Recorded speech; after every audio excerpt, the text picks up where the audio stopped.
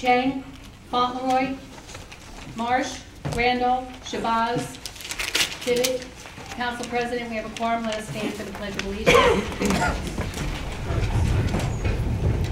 I pledge allegiance to the flag of the United States of America and to the republic for which it stands, one nation, under God, indivisible, with liberty and justice for all. We'll now have the invocation by Rabbi Gordon Geller, Congregation Shirat Hayam from Ventnor, New Jersey.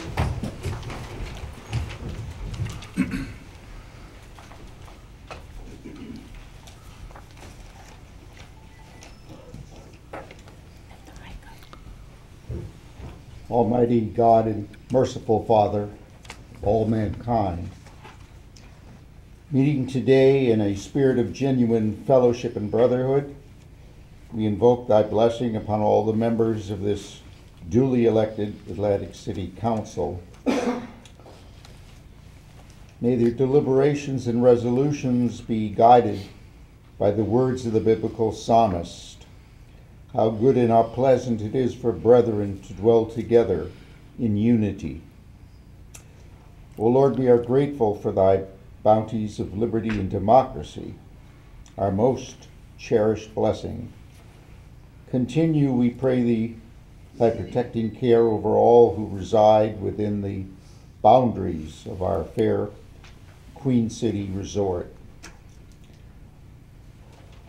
Guard as well the inhabitants of our blessed American Republic from all evil designs, and plant in the hearts of its citizens a sincere desire to toil in unison for the promotion of freedom and peace. In this world threatened by misunderstanding and fear, we beseech thee, endow the political leaders of the free world with patience and understanding in order to cope successfully with the thorny problems of our time, and help them to remove the dangerous obstacles of suspicion and confusion which block mankind's path. And above all, let those who dwell in our midst realize that mankind is his brother's keeper, and thou art the universal parent of us all. And we say together, Amen. Amen. Thank you.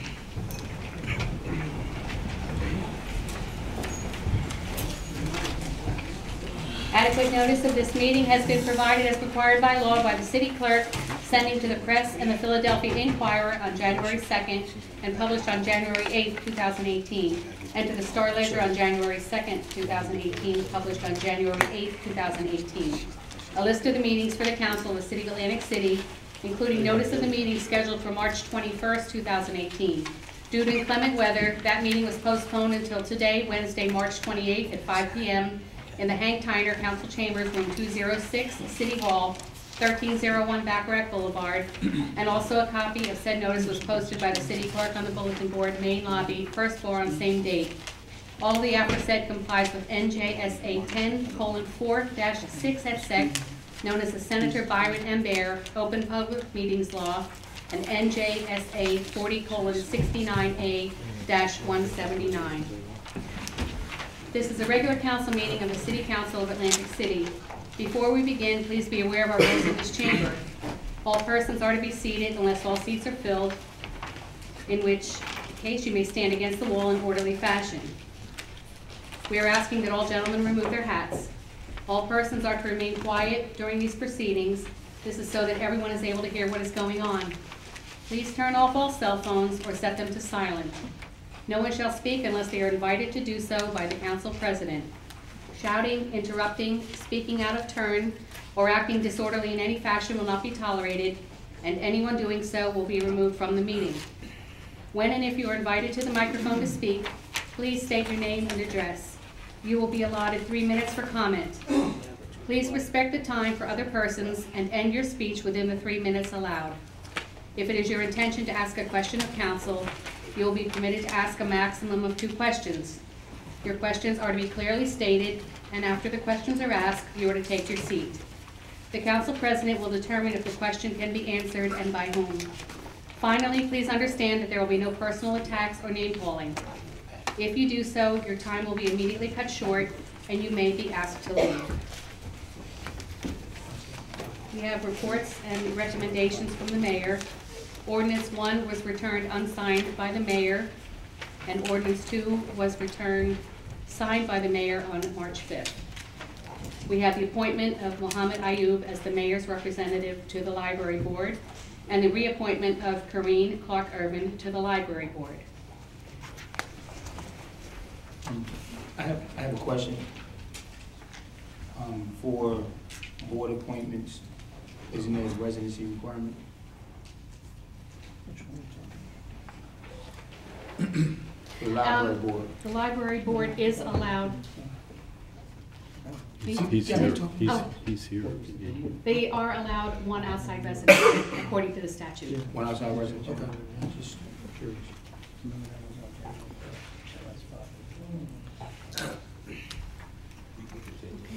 Council President, have we committee reports? All right, Shabazz. Yes, sir. Mr. President, the Plan and Development Committee met on March 13th, and I'm sorry, go ahead.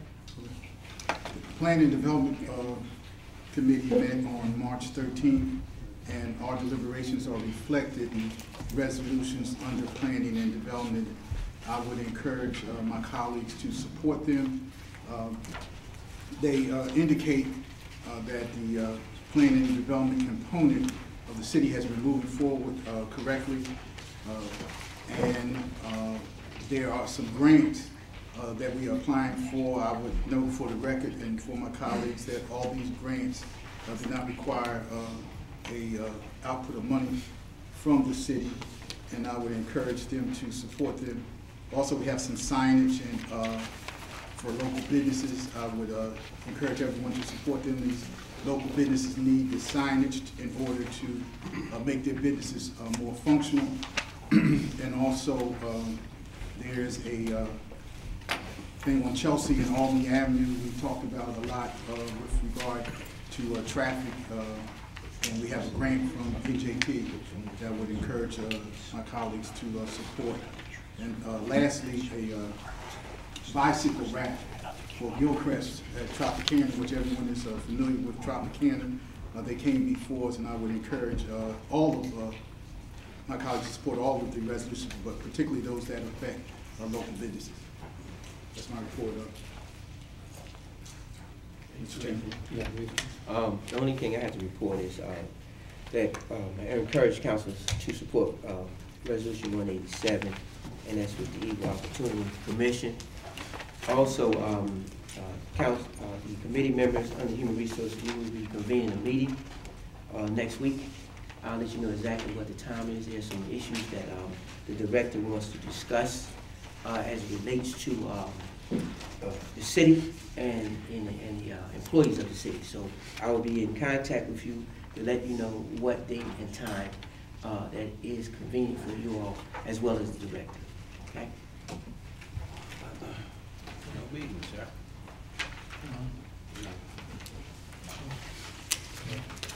First time in a while I haven't had inclement weather. the weather played a part. The weather played a part. All right, Revenue and Finance, we actually held 2 meetings. We met on March 5th. We discussed the approval of workers' comp claims that we'll be entertaining on this agenda. We held a resolution to approve an auction for city vehicles and miscellaneous items. We approved the resolution for a bicycle auction. We authorized for an emergency appropriation in the temporary budget. And we had several resolutions transferred out of reserves. And we also had a presentation which we're going to present to the full council tonight. Many of you who live here in Atlantic City know that, we have a serious problem. There's been a serious problem, for years. I like to use a term called Greyhound therapy, where municipalities near and far, send, people on hard times with a one-way bus ticket to Atlantic City to say, figure it out. And then they're here in our city, it creates a problem, on our police department. It creates a problem on our business, our residents and tourists. We've been trying to clean up this drug problem. We had a notorious park that we rehabbed last year, Browns Park. Now they've seemed to migrate more to Renaissance Plaza, to the library, all over Atlantic and Pacific Avenues. It's to the point where you can't go in any store on Atlantic Avenue in peace to, go buy something, because you have a bunch of, people out there asking you, do you want to buy drugs? Do you have drugs?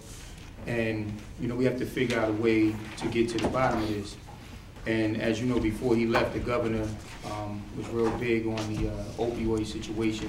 So we have a firm here tonight that is going to give a presentation that not only will the city sue pharmaceutical companies, but we have a chance to benefit from some meaningful revenue streams, which is much needed. The Revenue and Finance Committee endorsed it to get to the agenda, and hopefully with the support from the full body of council and, of course, the execution of the signature of the mayor, we can move this thing forward and take a proactive approach. It's easy to sit back and complain, but we actually would try to do something about it. I mean, it's not going to solve everything right away, but it'll show these pharmaceutical companies that, we mean business. So we had that presentation as well. And then on April 12th, we had another meeting, and it was a presentation on a law firm involved in workman's comp. We have the insurance broker of record, and that's my report for Revenue and Finance. And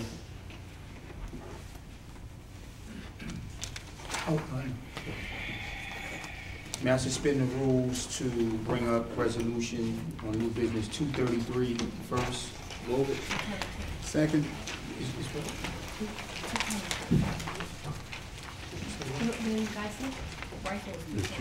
No, we're gonna bring up 226 first and 222 second.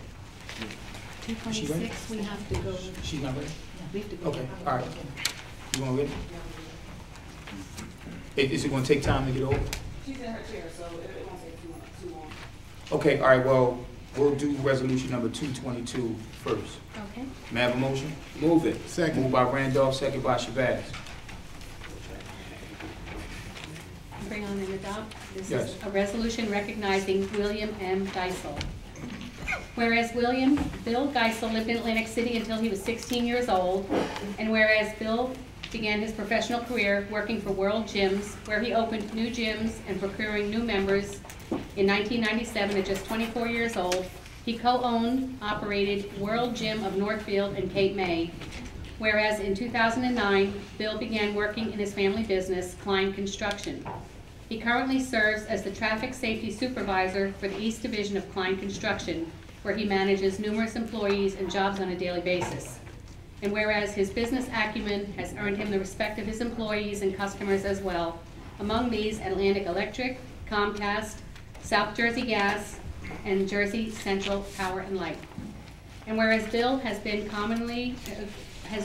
community-minded as a businessman, he spearheaded community services in Atlantic County and has organized many community events. Most notably, he has been instrumental in hiring Atlantic City residents. And whereas Bill has taken the lead in helping to rebuild Atlantic City through hiring residents with prior criminal records, allowing them a second chance and an opportunity to make a living for their families. And now therefore be it resolved that the City Council of the City of Atlantic City recognizes William M. Geisel for his business success and for his efforts to assist the residents of Atlantic City through providing employment opportunities to those residents who need a second chance to reintegrate into society as productive citizens. Chang? Yes. Delgado? Yes. Fauntleroy? Yes. Marsh? Yes. Randolph? Yes. Shabazz? Yes. Tibbet? Yes. And Small. Yes. That's 8 in the affirmative, and we have a presentation.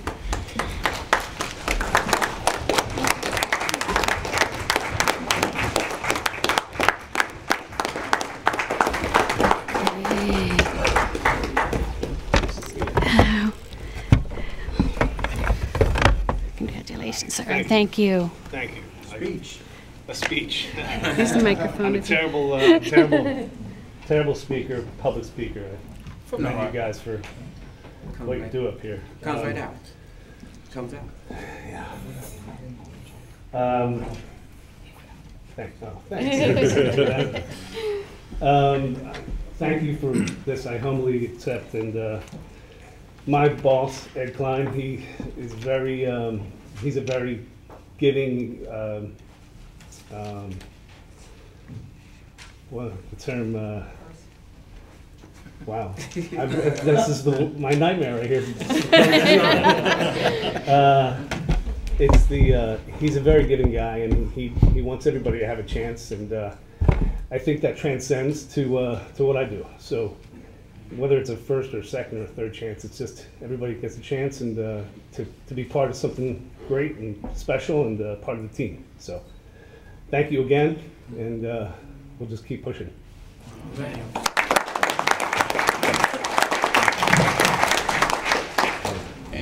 And once again, I just want to commend you, because there are a lot of young guys who I know personally, as you said, that's been on their second, third, and fourth chance.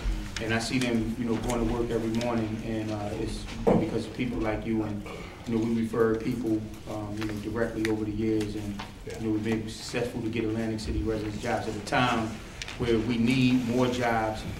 Everyone can't work for the city, everyone can't work in the industry, and the opportunities that you guys are providing are priceless. So thank you again. Thank Bill, you. thank you.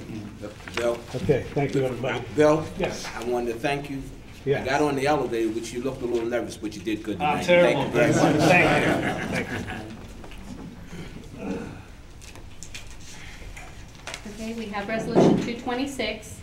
This is a resolution to congratulate Cathy Ford being named Miss Wheelchair New Jersey.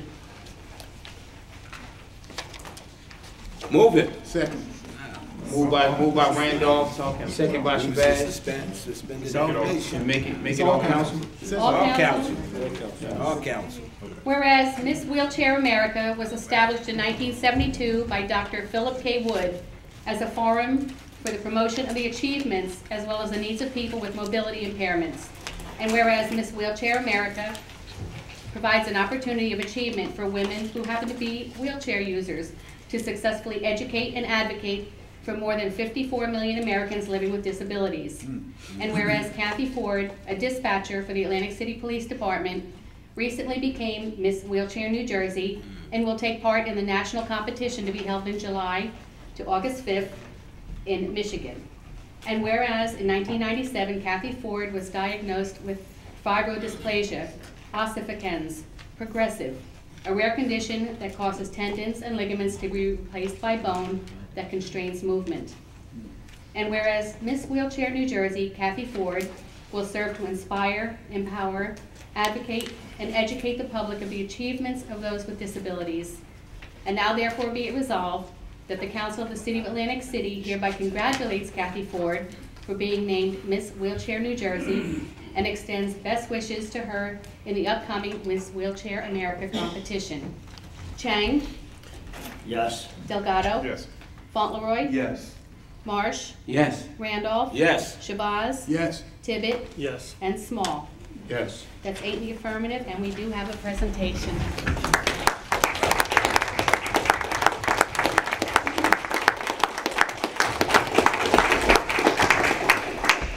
Congratulations, Cathy. Thank you very much. Chuck, you can come on up. Would you like to say any few words? Sure. First I want to thank everybody for their support in the past and for what's to come. Doing something like this is not easy. I'm actually the first active Miss Wheelchair New Jersey, so I have big shoes to fill because there are none. So I feel bad for whoever comes after me because I'm quite the character. But I look forward to spreading awareness of my disease since it is so rare, and as well as educating people who, interact with those who have disabilities that don't quite understand, and also my platform is Don't Block the Spot. I've personally run into several issues where people are either not parked properly or there's not enough space. Example, EHT Walmart. Their regular spots are 118 inches and handicap spots are 4 inches under code, and I was told too bad. Wow. So that's actually my mission, is to educate those who are not, you know, you don't have to park in that spot, but you do have to understand that the people that do park there need space, and it's for a reason. So I will be educating all those who don't understand that. So with that said, looking forward to Michigan. Husband Chuck is to drive 12 hours each way. So if anybody likes to drive, let us know, because we may need a backup driver just in case. But I look forward to everything, and I look forward to working with the city to make things more accessible here also. So thank you for everything. Congratulations.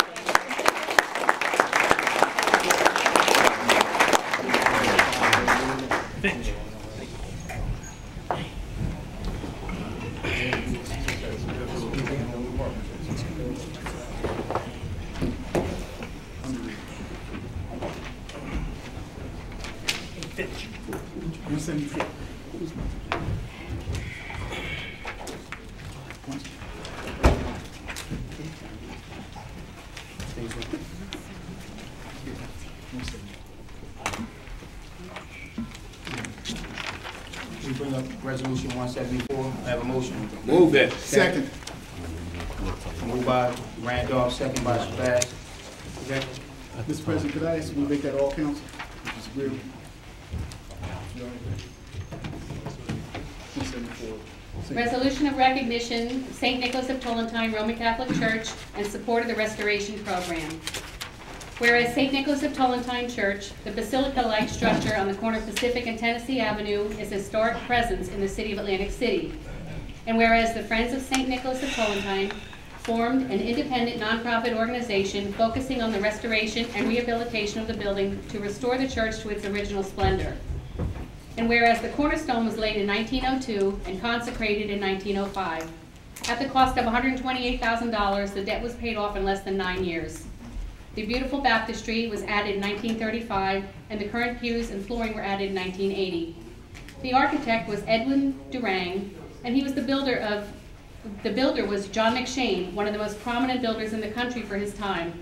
He also built many notable public buildings, such as the Pentagon, the State Department building, and the Jefferson Memorial, the John F. Kennedy Center for the Performing Arts, the 1951 renovation to the White House under Harry S. Truman, the original Philadelphia International Airport, the Naval Hospital, the Municipal Courthouse, and the State Office Building. This church has good bones. And whereas in 2001, St. Nicholas of Tolentine was added to the National Registry of Historic Places. And whereas St. Nicholas of Tolentine has served as a beacon for spiritual serenity, solace, and support for the religious devotion. And whereas Atlantic City encourages and desires the religious community to flourish. The work and success of the Restoration Committee will contribute to the renaissance of the city and the strengthening of the Catholic community and all people of faith. Now therefore be it resolved that the Council of the City of Atlantic City hereby encourages the efforts of the Friends of St. Nicholas Restoration Committee to restore, refurbish, and rehabilitate St. Nicholas of Tolentine Church, that we may recognize the grandeur of this magnificent edifice for generations to come. Chang?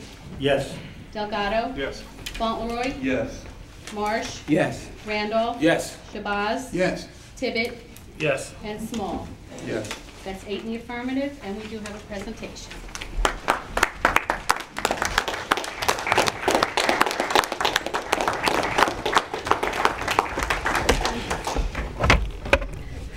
And Cathy, you are president of the Yes. Restoration?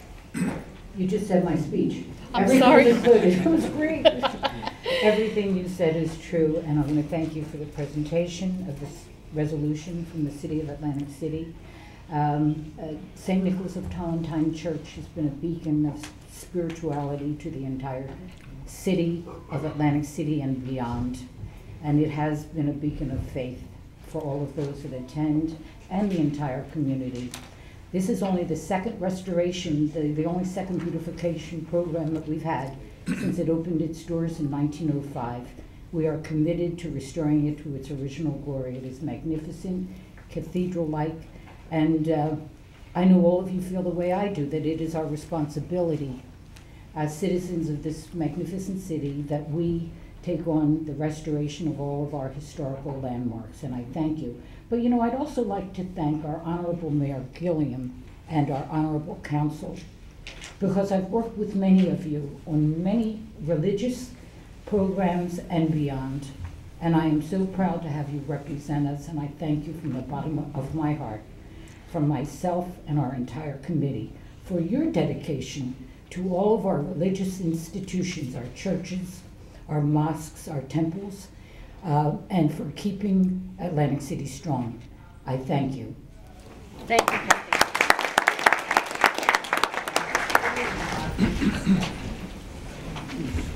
Bring up resolution number 227. May I have a motion? Move it. Second. Moved by Randolph, second by Shabazz.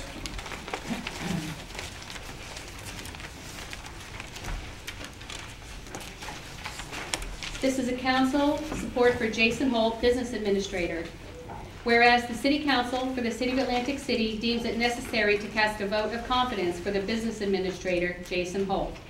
And whereas the Business Administrator has shown the desire to work in harmony with members of City Council for the benefit of moving the City of Atlantic City forward in a positive and productive manner. And now therefore be it resolved by the City Council of the City of Atlantic City that we hereby declare a vote of confidence for the Business Administrator for the above stated reasons. Chang? Yes. Delgado? I don't know why we have it, but okay, Yes? sure. Fauntleroy? Yes. Marsh? Yes. Randolph? Yes. Shabazz? I don't know. No, I'm just kidding. Yes. Tibbet? Yes. And Small. Yes. You got plenty, Dick. That's 8 in the affirmative. And I just want to just make a comment, you know, to Jason. You know, we, from the Councilman Marsh's daily joke about a cup of coffee, half a cup of coffee, whatever. You got a partner? But I believe that you showed your worth in your fight for this city. We were engaged in battle against the state. The many, many hours, the many, many trips to Trenton, the many meetings. And, you know, you showed us that, you know, you were for the city. And I think you did the job so well that Tim Cunningham had to, you know, scoop you up. But as we stated at that time, and I told you, I said, you know, disappointed you going to the other side, but that's not going to change, you know, working in a professional manner for the betterment of the city. And, you know, we could have had anybody, because they could have picked somebody who wasn't familiar with the city, but the fact that you knew the ins and outs was important, and to keep that continuity going. And, you know, we've been able to, you know, get things done. You know, no one agrees all the time, but it's how you handle it. And, you know, we just wanted to show our support, you know, for you. I thank you for your vote of confidence and support. Also, it's either decaf or regular. It's up to you. Council President, if I could say briefly. Briefly. Briefly. Yeah, briefly. Briefly, I heard that. I think sometimes people in this political climate disparage public servants and people who are in government. But I just want to say that we have in Jason Holt, in my opinion, an outstanding public servant, someone who understands municipal government and has shown that he has a passion to make government work for people. And I think that he's done an outstanding job, and I'm just proud that we have him with us and enable us to work for the benefit of all the citizens of Atlantic City. Briefly. Okay. All right, and is anyone else here? Library? The library's here. Yeah, Bob's here. All right, well, before we bring him up, let's group the ones that are not here so we can clear this item on the agenda. I make a motion to group all resolutions that are non-library related and resolutions of recognition. Second. I need move by Shabazz. Oh, I'm sorry. Can I get a second? Second. Second by Chang. No, Except the library. Library's here. the resolutions of recognition. Yeah.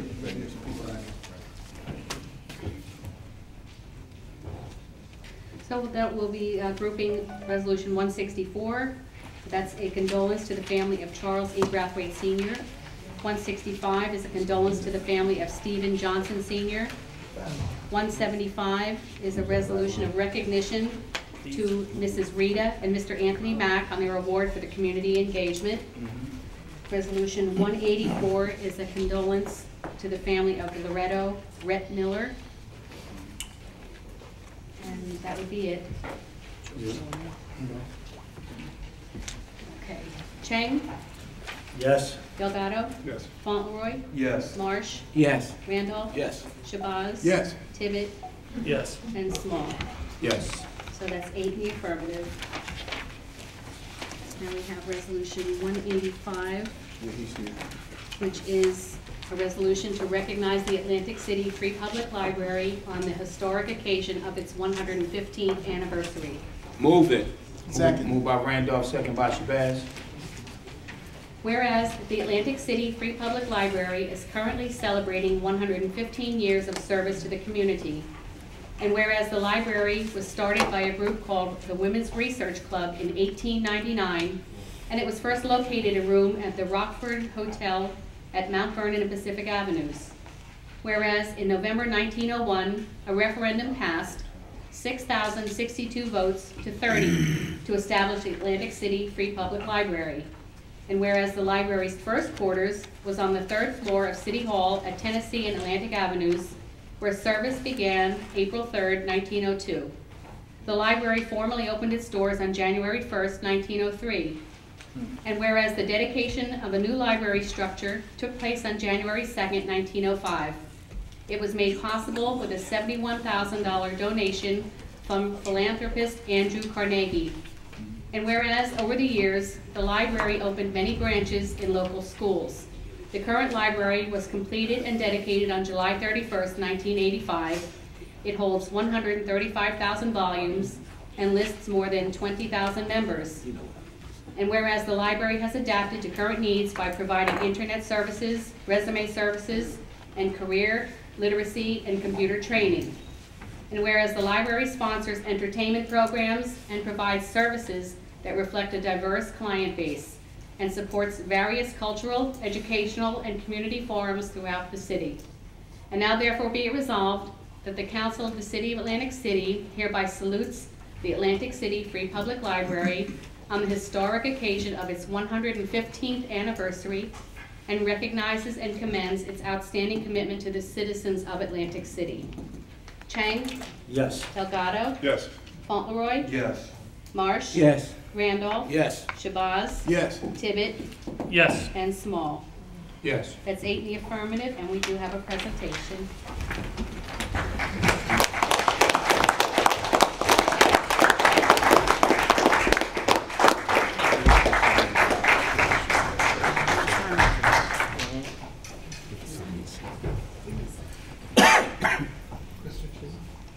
Mr. Cheatham. I want you to take no minutes from me next time I come to speak. Wait. I'm saying you the one that signed the paper I'll be twice. back again. Congratulations. Thank you. As a citizen and a person that's involved with our library, I appreciate this honor. I'm not that old now. Don't get that wrong. I'm not that old, but I was around at the other Carnegie Library when I was a kid. So it's very important to our city, this library. That's right. And I hope all you gentlemen on that board up there realize that. Very important. And I don't see enough of our council representations from these wards on our council, on our library board. That I'd like to see before I leave here. I'd like to see more representation from the other wards in our city on that board. Please, if you will, gentlemen. So we can have a complete library of all of its citizens being represented. Thank you.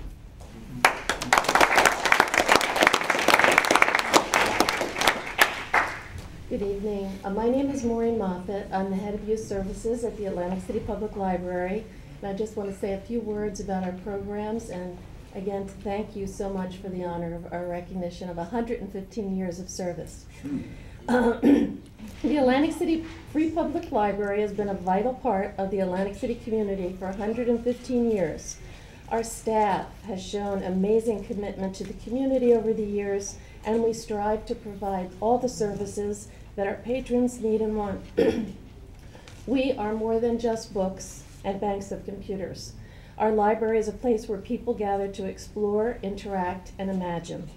Our library serves as a cultural center for our diverse population. Our library is a center for the arts. Our library is a place of informal learning. Our library is a champion of youth.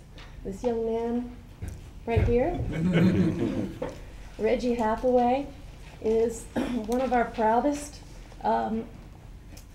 members of the library. He's not only came to the library as a patron, as a young child, but as a teen, excuse me, he volunteered, and now we proudly have him as one of our staff members.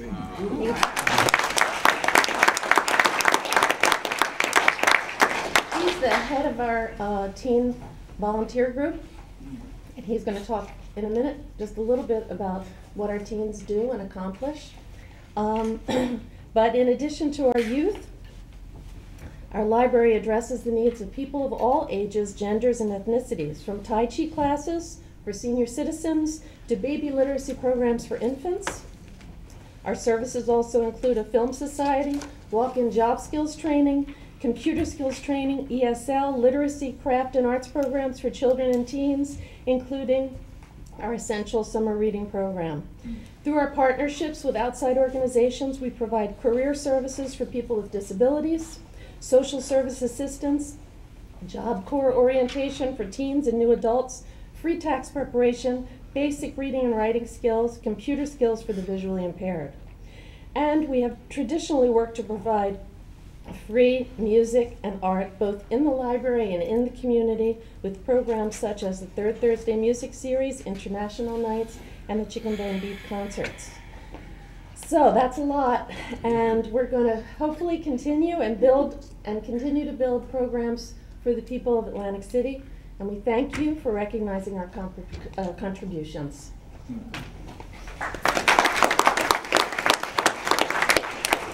The Atlantic City Free Library has greatly impacted the teens in the Teen Advisory Group. The library has become a safe place for teens to volunteer and come for programs. The Teen Advisory Group is our teen volunteering group at the library. The teens ages 13 through 17 come and volunteer their time at the library, and also they have the opportunity to log in their volunteer hours into the Presidential Service Award, and then they get, based on their hours that they volunteer in the library, they get a coin and a certificate from the President of the United States.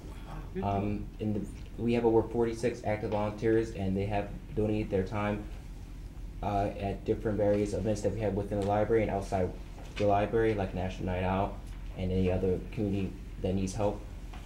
And also, personally, I came to the library as a little child, and I volunteered at the library for a lot of years, and then recently I just got hired as a staff member. All right.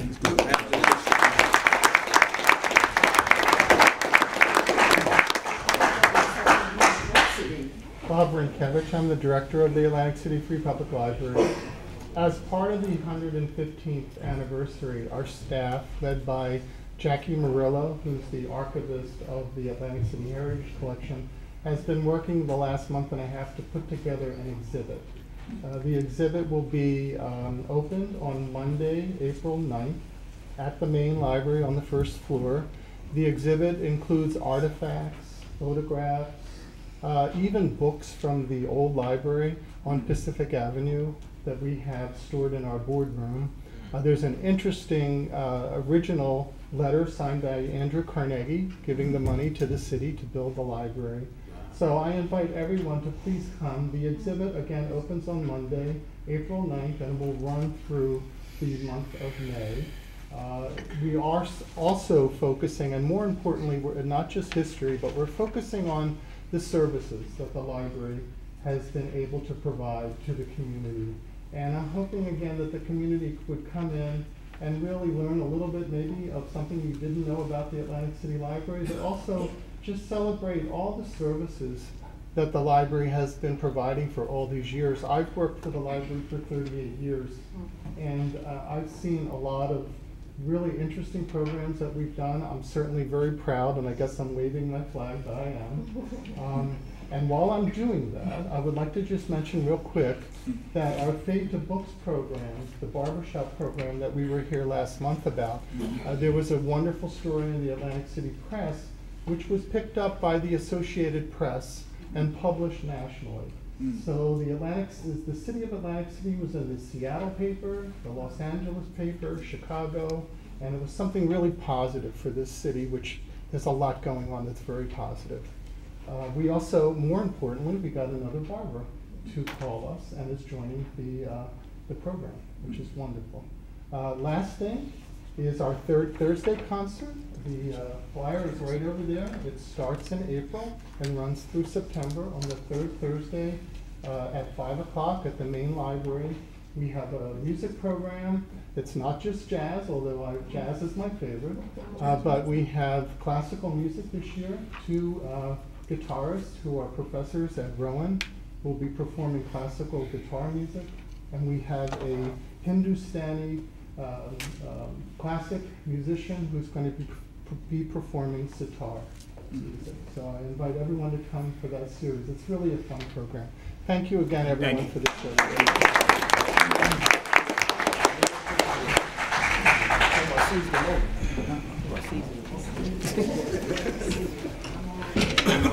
Good job, Reggie. All right, before we get into a couple of presentations, I want to recognize the new executive director of CRDA, Matt Darty. You want to say anything?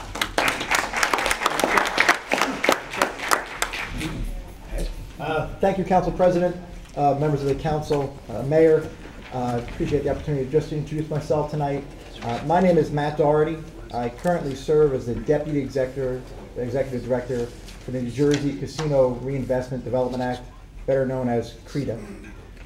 Recently, the CRDA Board, and your Mayor Gilliam is a member of it, appointed me to become the Executive Director starting July 1 of this year. So there's going to be a 3-month transition between the current Executive Director and myself. I also serve as the Mayor in Belmar, Monmouth County, along the Jersey Shore. This is my 8th year as Mayor. Before that, I served as a councilman in Belmar for 4 years. So I can fully appreciate what it is you all do and what you care about, particularly the constituents that you need to represent here in your city. This April 10th, I'm going to step down as mayor in Belmar and dedicate all of my time and energy to this city. You know, this is a city that has a lot to be proud of, and there's a lot of incredible things that are going to be going on in our area this coming year. One of my top priorities is to work with the mayor and his administration, and also to get to know you all better and what it is that you want to see out of CRDA that will benefit the constituents that elected you to sit on this dais and represent them.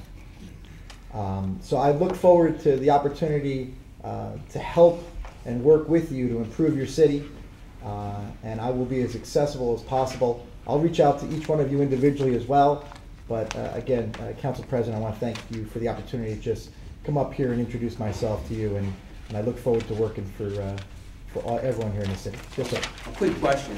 I'm kind of confused because all the executive directors before you came with an introduction and a check. Do you have yours?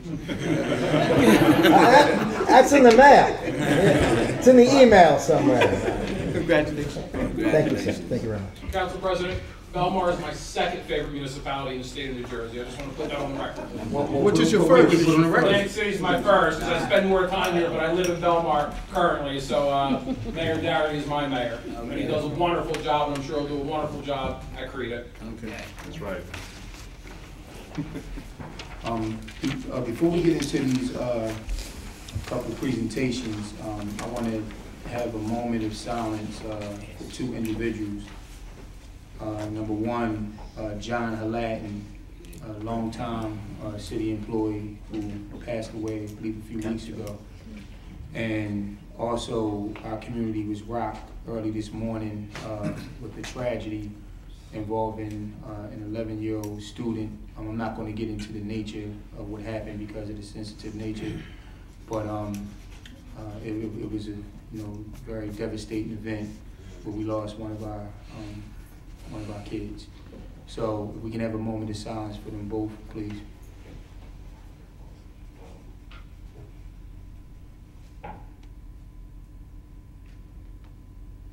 Thank you.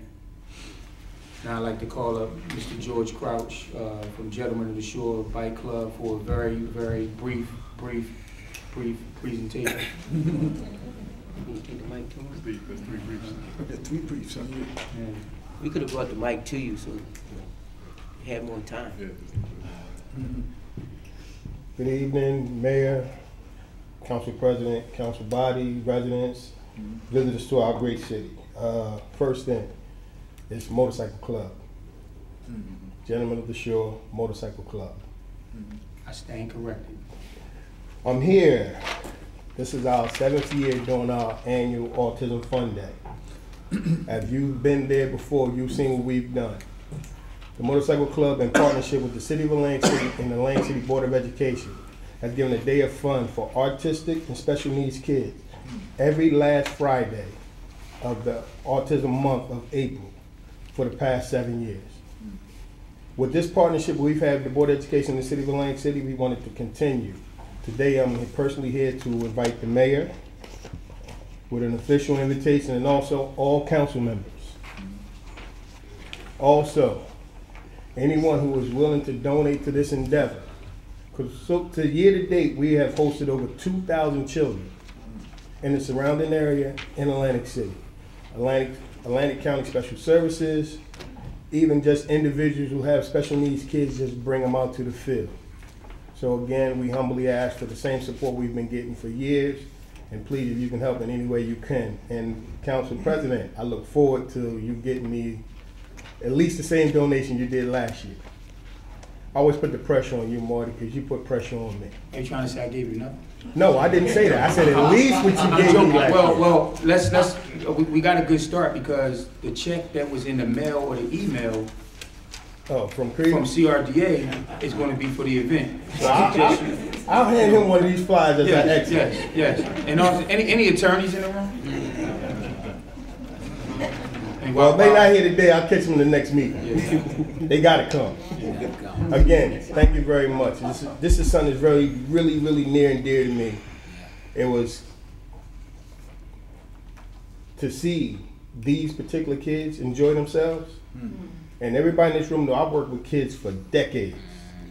My most rewarding days have been these 7 days. So anything you can do to help, we greatly appreciate. Thank you. George, can you send a list to the clerk on types of things that you need donated for that day, if you would? Well, I was going to hand these out. They have my. I need to apologize. I forgot something.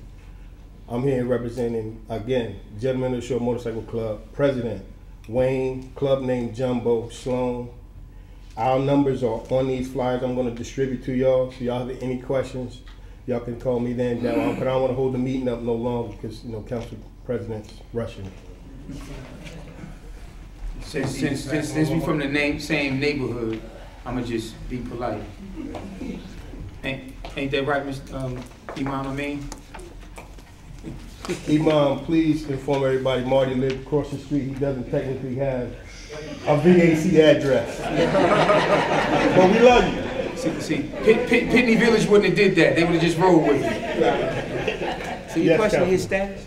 Say it again? You're questioning his status? No. But I'm just clarifying. All right, now we'll have a brief presentation on the opioid litigation.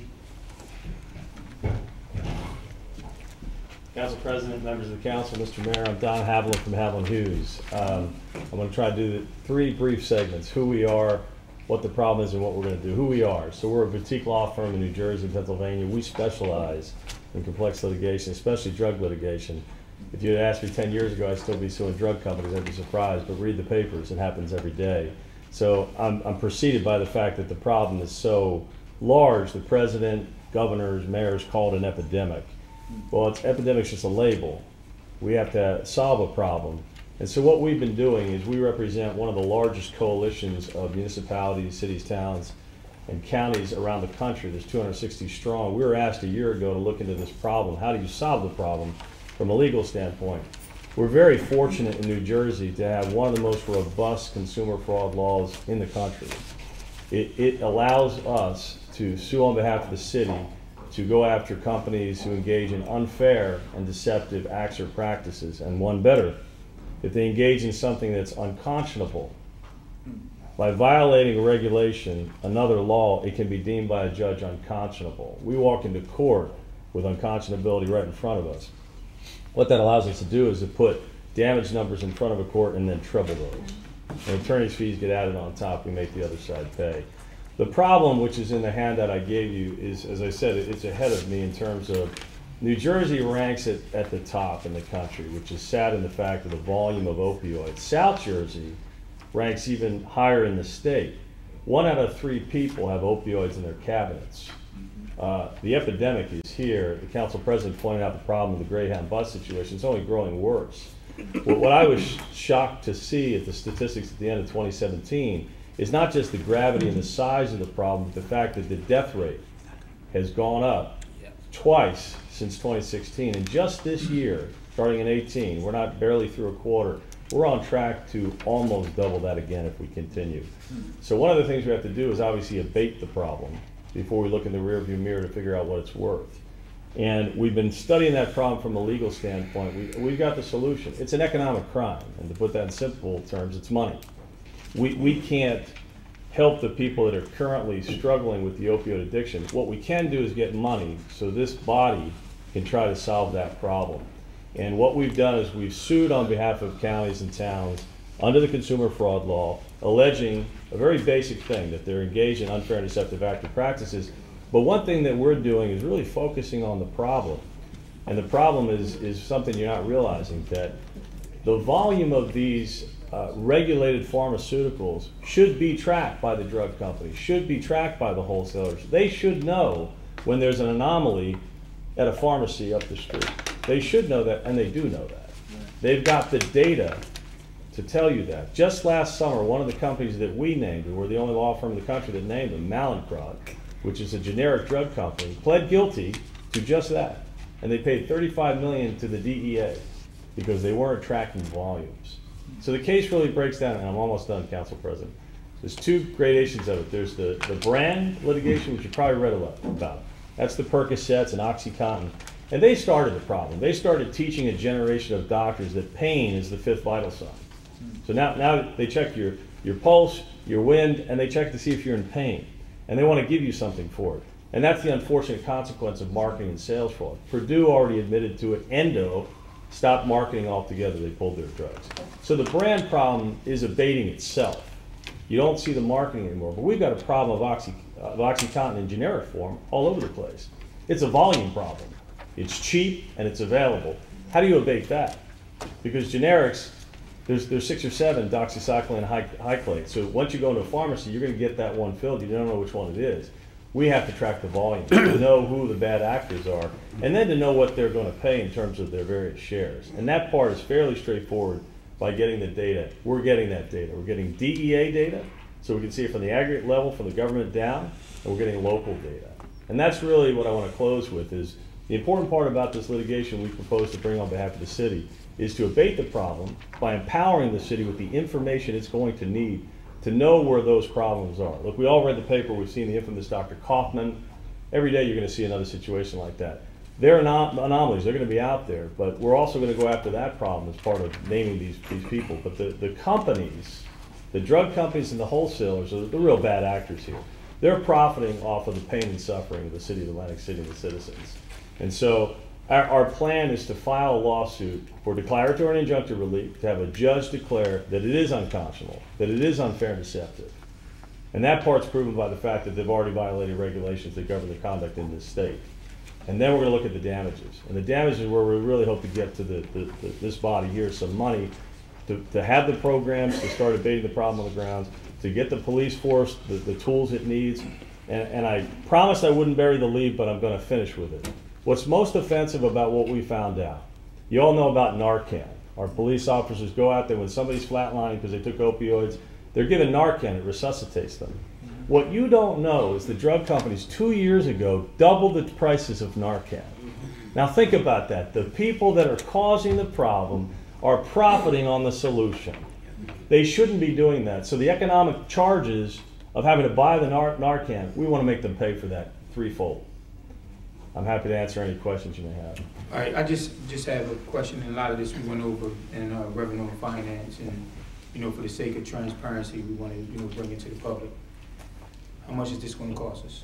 Zero. So it's a complete contingency case where we only get paid when the judge says that we can win, and under the statute, the defendant has to pay us over and above everything that you get back in 3 times. Now, I understand you said zero, but there's filing fees associated with it and Absolutely. everything that can get extremely expensive. Is the city on the hook for that? So we're on the hook for that. That's called contingent litigation, and the biggest expenditure is not just the filing fees, it's the experts. We had an expert in our offices yesterday talking about what it's going to take to model it. The last time I had engaged this expert from UCLA was about $500,000.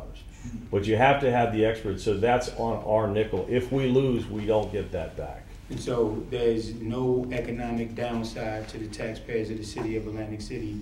You're handling everything, and the only time that you get paid is when we win.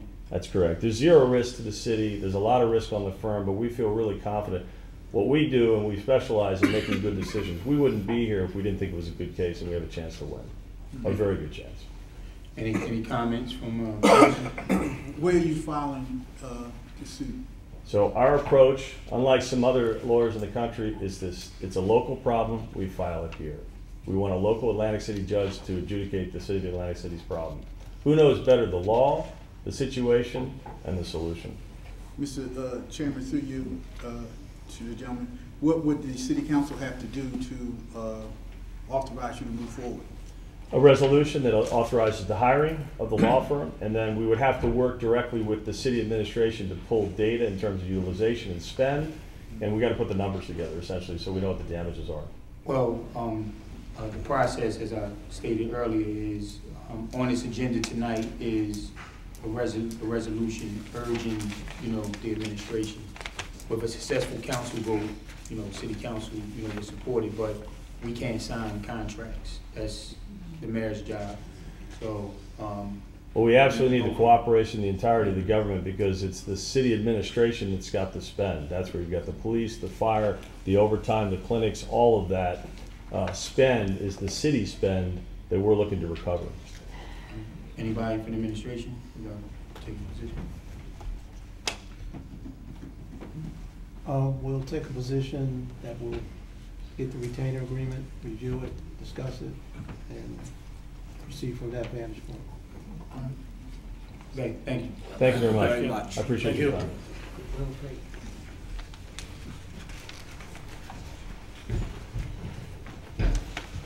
Let's move the agenda. Okay, we're at public comment on agenda items and good and welfare. Tom Forkin is first.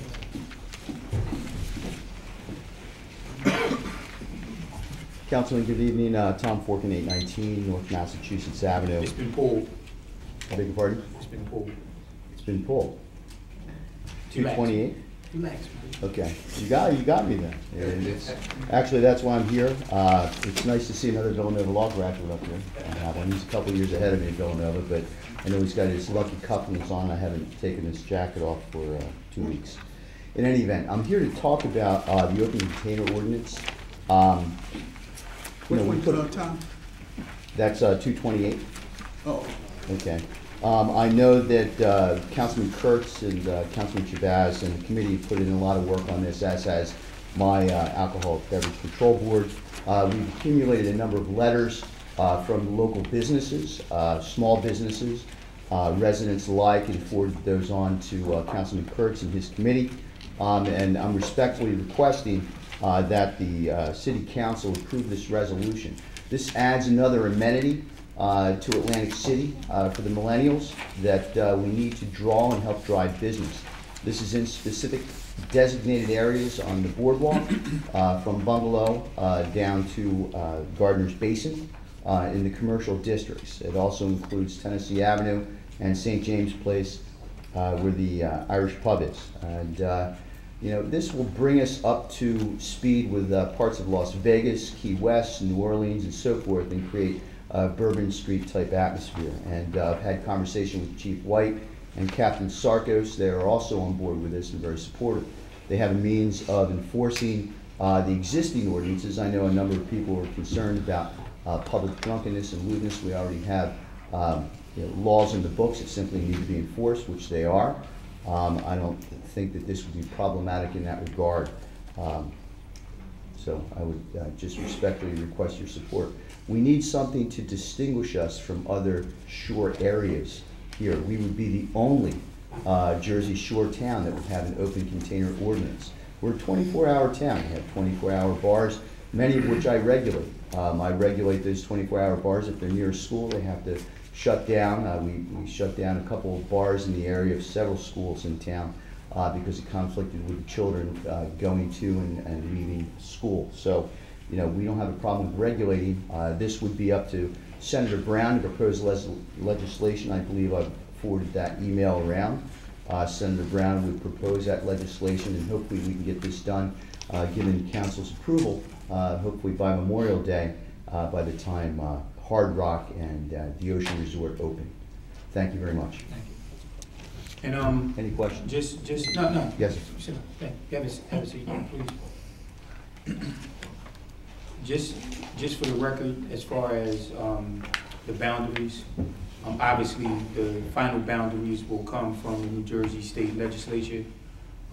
I spoke to several people in the legislature, as well as some attorneys in the industry and several business people. One of the things we want to make sure, I know that Atlantic Club is vacant as of now. Hopefully that property comes on board, but the boundaries has to stop nowhere near Stockton. We're not going to promote underage drinking. Then you have another, ABC problem. But I think this is a good, amenity, especially to test it out, especially since our public safety is on board, and I wholeheartedly support it, and hopefully it will support the local businesses who are in that, who are in the liquor, beer, wine industry, to give them a nice shot in the arm. But we support this. So. Good evening, Mayor. Good evening, Council. No, I was talking over here. Okay, good evening, Mayor. Good evening, Council, public. My name is Henry Hank Green. I'm loving seeing that big Henry Hank up there. It's feeding my ego real bad right now. I love it.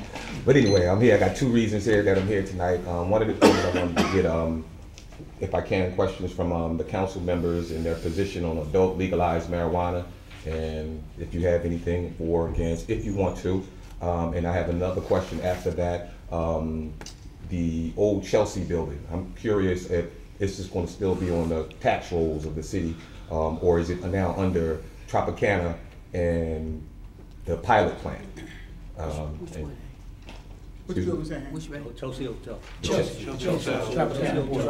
Where they building the bridge and everything to the bridge and everything like that. Right. Is that, are we still getting taxes from the Chelsea now, or now we no longer get taxes because it's under Tropicana? And so I was trying to. So just for clarification purposes, your two questions are: one, the Chelsea situation, and two, what are members of the governing body position on marijuana, legalizing marijuana? Yes, in Atlantic City. All right. Thank you. We'll get the answer. So the answer to the Chelsea is, I was just asked this question last week by Councilman Kurtz, and I got the answer from John Lloyd that the Chelsea is a property paying property and will remain so. Okay. Mr. President, can I make an announcement about the marijuana? Senator Rice is having a legislative hearing on Tuesday, April the 24th at Second Baptist Church from 10 to 2. Legislative Black Caucus. Senator Rice has had 2 hearings, one in Central Jersey, one in North Jersey, and his final hearing is going to be South Jersey here in Atlantic City. So I would invite people to come to that hearing Tuesday the 24th at Second Baptist from 10 to 2, where the Legislative Black Caucus will be dealing with that question. Excuse me. There's no. Tuesday, April 24th, from 10 a.m. to 2 p.m. at the Second Baptist Church, the New Jersey Legislative Black Caucus, led by Senator Ron Rice, is having a hearing on the question of the legalization of marijuana and Senator Rice's bill to decriminalize marijuana in New Jersey, open to the public. It's the third in a series of hearings that Senator Rice has had. He's had one in Central Jersey, one in North Jersey, and the final one is going to be here in Atlantic City at Second Baptist Church, open to the public. The question was, what was the governing body's, excuse me, the question was, what was the governing body's position? If you want to put your position on the record or not, we want to get his question answered. I'll take the lead. I think this issue came up a couple of years ago. I voted no, and my vote was based on, personal morals. I just don't, believe in smoking or anything like that. Initially, it was saying that we're saying, okay, well, it's okay, to do things. So, but, as you sit back and, analyze that, sometimes, your personal feelings can't get in the way of anything that we're trying to do, for the city and the possible benefit. I mean, there's all kind of numbers out there. You see in the 60 Minutes report on Colorado, you see Vegas, you see other towns, and sometimes those numbers, are what they are. But as of this moment, I have an open mind. I'm not there yet to vote yes, but I'm not a solid no, as I once was, because we do need various revenue streams, and if it's a way that it can be a win-win, for everybody involved, maybe at that time, I will vote in the affirmative. But right now, I'm not there yet, but I do have an open mind. First, I want to ask you a question. Who arranged the time? Working man gonna have a hard time getting there between 10 and 2. So who arranged the time? Was it discussed with anybody? That's the, Councilman, that's the time that the legislators determined they wanted to have it. I guess some of it might be due to transportation, because most of them are coming from North Jersey on the committee. Yeah, but as long as you got gas, that shouldn't be no problem. Transportation. I'm just saying, if a working man, for the most part, wanted to get there, that's not a time that's advantageous to, I would say, majority of working people. I'm not shooting the messenger. I'm just saying, you'd think it'd be more towards the evening and the afternoon, and I just wonder about that. And as far as your question, Hank, I'm not there yet. Council President, you don't mind? With regard to marijuana, I am open to the possibility. However, I'm more focused on the ancillary things that need to take place when it comes to marijuana.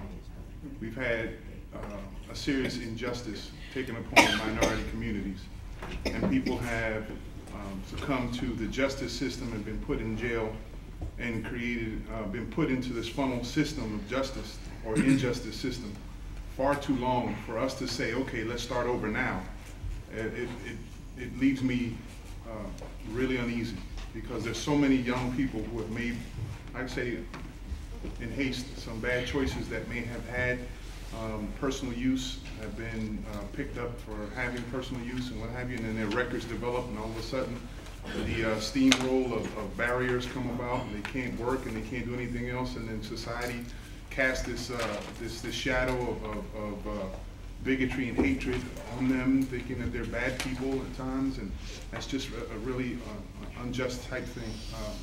I really look forward to the potential of the healing factor that it does for so many people. As we go on and we find out more and more people are utilizing marijuana instead of using opioids and other harmful things.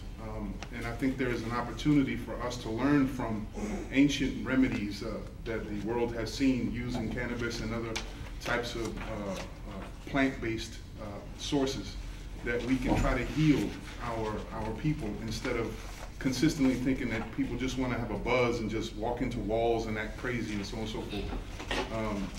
Most of the people who actually use marijuana use it for health concerns. They deserve a good, I'd say, a quality of life like the rest of us do. So we have to move very tenderly as we move forward into this realm of cannabis and marijuana use. I think there's a potential for the city to gain lots of revenue in every aspect, whether it's regulatory, whether it's ancillary businesses that are going to flourish in the community, whether it's the pizza shops who are going to get a flow of individuals with munchies, whatever it is. I mean, you can see them line up as it is. The more and more we talk about cannabis, there's 30,000 different conferences coming in talking about what we're going to do in the city of Atlantic City, and ultimately, the people who we need to discuss aren't talked about. Are the people that are behind bars, people who suffered hardships because of decisions in the past when there was no medical resources for them for whether ailments or pains or what have you, and marijuana was the only thing available. Society has been unjustly unkind to them. So we have to have a compassionate sense of view when we move forward, but we also have to look at the potential of money. Because if Colorado can make as money as the way they have, why can't we? To coin a phrase that our mayor uses a lot. Atlantic City has the potential of benefiting greatly from it. However, with every opportunity comes a lot of snakes and a lot of venomous actions. So we have to be careful of what we ask for. Some years ago, we thought gaming was going to be a wonderful thing for Atlantic City. And some people only want to see with blinders the good things and never accept all the negative things that come with it also. So with every good thing, there's some bad things that we have to consider. So that's my point. And just to kind of piggyback on what he said about the medical marijuana, which is separate from recreational, and they use the term medicinal marijuana. The governor has expanded the scope of use, for the medicinal marijuana yesterday. So it has to go through the state. I'm not, keen on what's going on in the legislature as far as the timing, but I just think, personally, something like that maybe 2 to 3 years down the road, depending on how the votes shake out in the legislature. Anyone else?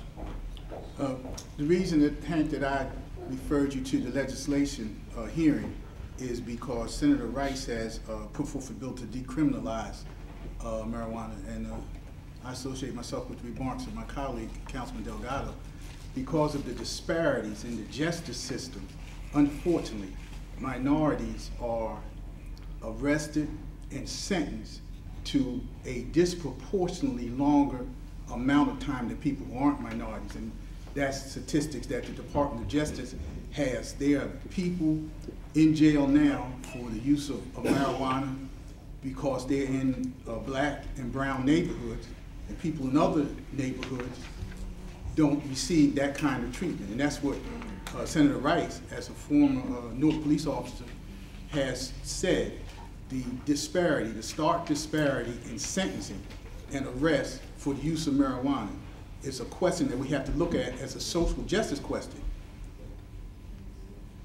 As the president said, the medical marijuana is a separate thing. I don't think anybody's against medical marijuana if people need that for their illness or for PSD, post-traumatic trauma.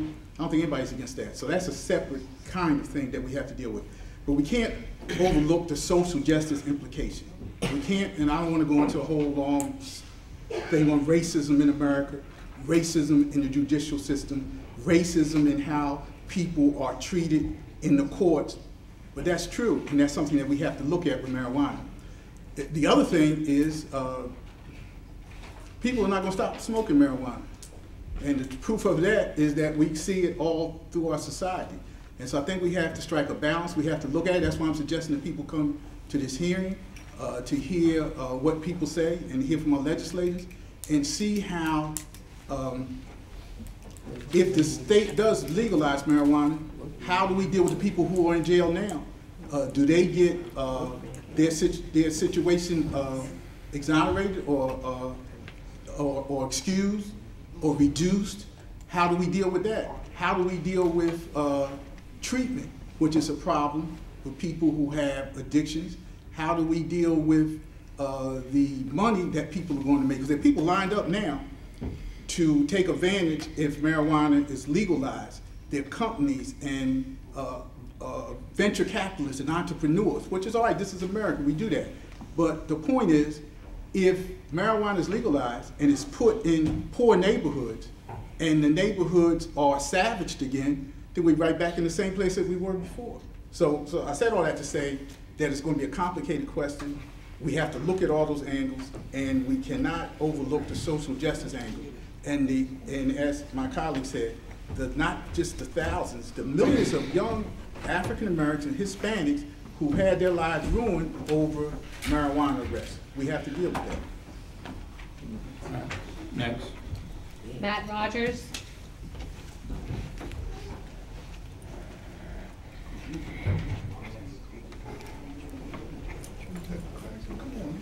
Thank you.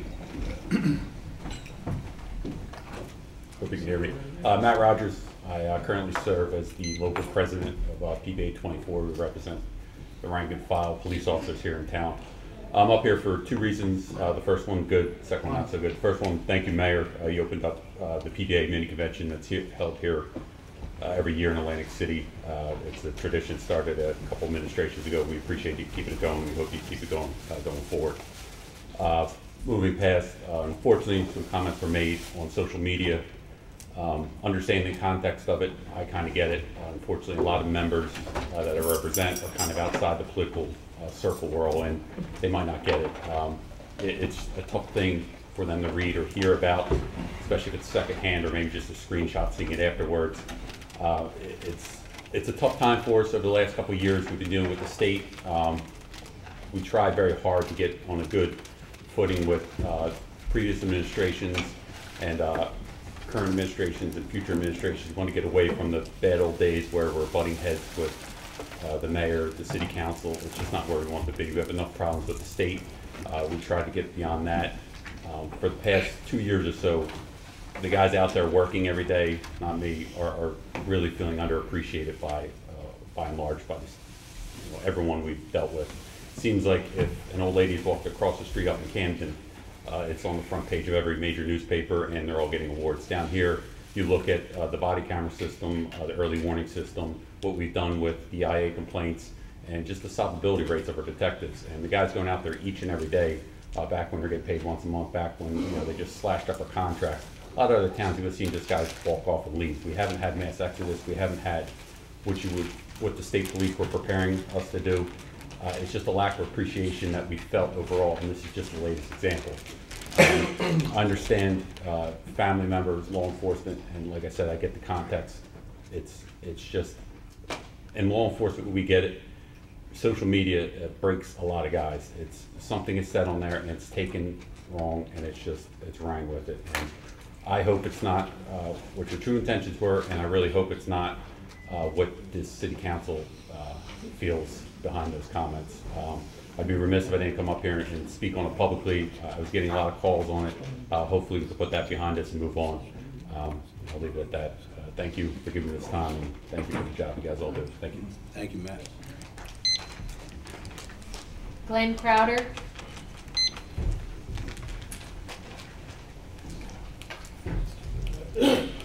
Glenn Crowder, Chapter 66 in Hamilton. We had our midwinter conference at Resorts. And they had the commanders from Connecticut, Delaware, and New Jersey. We also had the state conference in Trenton, the DEC. And those were all the state commanders throughout New Jersey for the disabled veterans. I'm a member of the disabled veterans. There's a lot of veterans organizations, but to be a disabled veteran, you have to have a disability. 30 years ago, I switched from the Army to the Air Force, 177th, and I fractured my spine.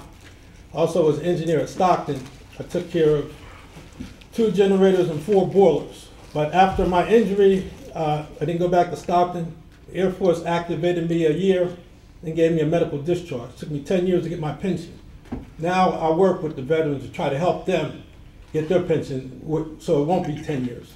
So, that's basically what I'm trying to do. Any questions? No, thank you. Thank you for your service. Mr. Chairman, Mr. President, if I could, brief to Matt Rogers. Oh, okay. Let me just say, Matt, 3 things real quickly.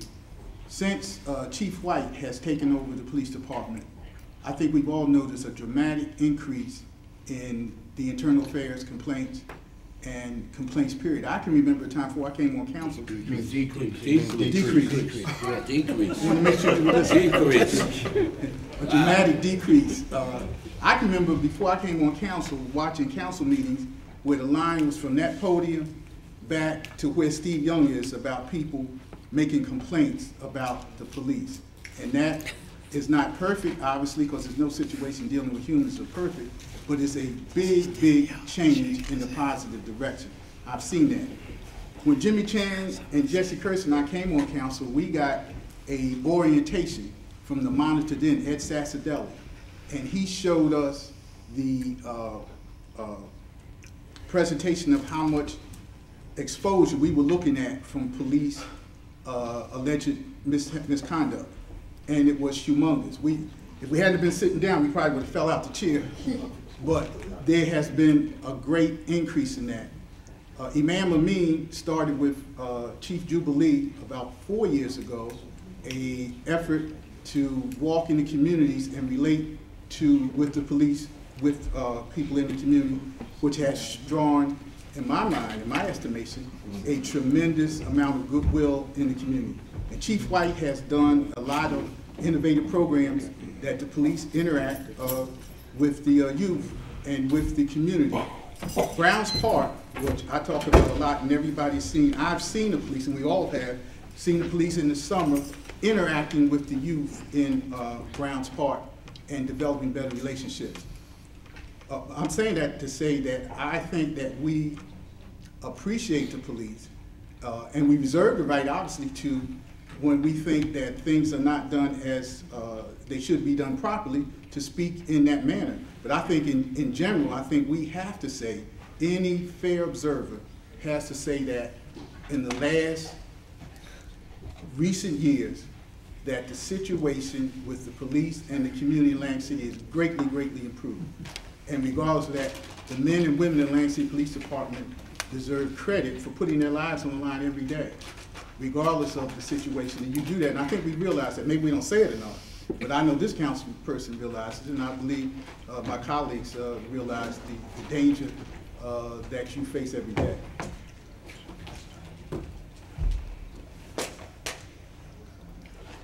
Rodney Marshall.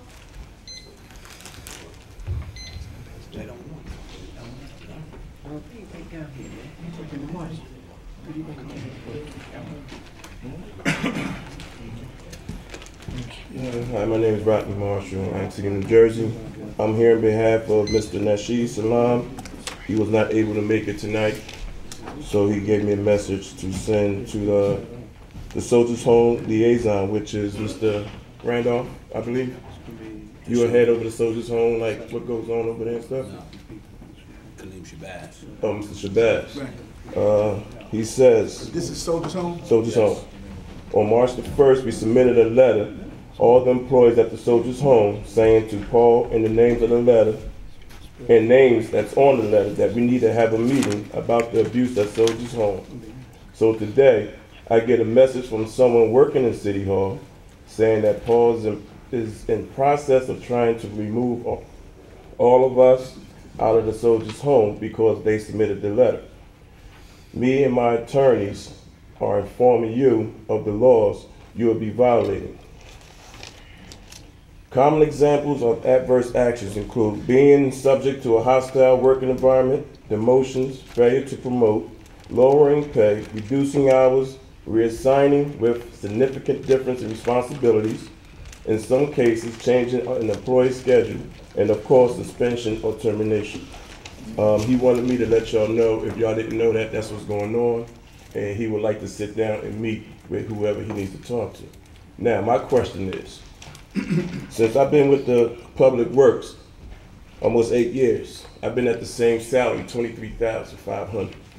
I want to know why that our department haven't had a promotion or raises in over 6 years, but you're still hiring and you're still promoting and giving other department raises. Can anybody answer that question? Now, I already did the research. I just want to hear what you have to say. Because I know the answer. Well, I can speak for the governing body. City council don't enter into negotiations with unions. You're not getting, I said, listen, go let me ahead. speak. A city council votes on was sent down to us, so we're not active in the negotiations. And Jason, you know, Tim Cunningham, they'll tell you, I always ask about what's going on with the blue collars and how can we, you know, try to address the situation. You know, we appreciate, you know, the efforts and the hard work, you know, like I said, that you guys do, particularly in the storm, your first responders as well. And that's something that's going to have to be played out through negotiations with the state. Once again, that's not answering my question. Other departments had raises and promotions. Right? Why isn't it that the Public Works Department is always getting looked over? And why is it? I get what you're hold saying, up. Okay, but hold up. I'm telling you our role. Okay, I understand your role, and I respect that. Trust me, I do. I respect that. But if y'all don't have the power, who do we have to go to that got the power to make these decisions? Because it seems like y'all hands are tied. Well, when you speak to the administration in the state, your question should be directed to them. Then it's directed to the state, or whoever it needs to be directed to. Can somebody I answer make this question? $23,000 a year, bro. Please. You know how much that is? Bringing home after taxes and everything else they take out. Can someone answer this question, please? Well, Jason, can you answer it? Tim Cunningham is going to answer your Mr. question. Jason? Tim Cunningham is going to answer your question.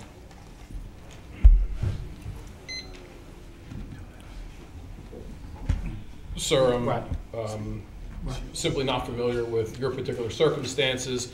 I'm also not sure what other groups and departments have received raises and salary increases and promotions. Frankly, you can roll your eyes at me, but I've had, I mean, as administration, the council well knows.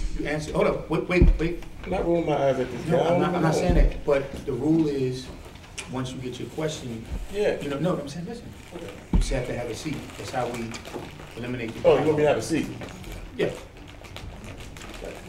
I'm honestly not sure what groups within the city have received promotions and raises. As it relates to police and fire, while there have been some promotions and salary adjustments, those salaries were cut significantly. As everyone knows, those collective bargaining agreements, and Mr. Rogers already got up and spoke about that. You know, I'm happy to talk to you, sir, or, you know, Jason, maybe the three of us can have a conversation out in the hall. I don't recall at this time what the status of the particular union that represents you. I don't know whether it's open, whether it's under negotiations. And I wouldn't have that conversation in a public forum, but I'd be happy to talk to this gentleman, you know, along with the administrator. Do my time pick up right up though? No, that's it. That's it? You get to ask your All right. questions. But you still got 30 people being laid off in our department. We had people laid off, retired, and y'all mean to tell me y'all got the money? No, Rodney, listen. Let me just say this. And go ahead. No, I'm saying you have to have a seat. I'm trying to explain to you the rules. Go ahead, listen. I don't know about 30 people being laid off, and as I stated before, and I understand last year was a highly intensive political environment, and it was a lot of politics and games being played with people. But I'm not going to do that. Those who know me, it is what it is. What you see is what you get. When we spoke about what was going on with the 3029 to be exact, I went to the state every single day to fight for those jobs. And I understand y'all want to say somebody's numbers was wrong, they had people making 80,000. Listen, I get that. But what we did, it was a win-win for the taxpayers as well. We saved $1 million. $1 million goes a long way with those tax bills. And at the same time, we saved 29 jobs. And I said to people have came to me personally. I got a lot of friends in the blue collar union. People came to me personally and said, man, I'm tired of being on the back of a trash truck. I'm tired of this. Well, we got you off the trash truck and you kept a job. Where else does that happen in America if something is being privatized? Let's be real. If you're being privatized, you're gone. You can get a job with the company, but we kept you.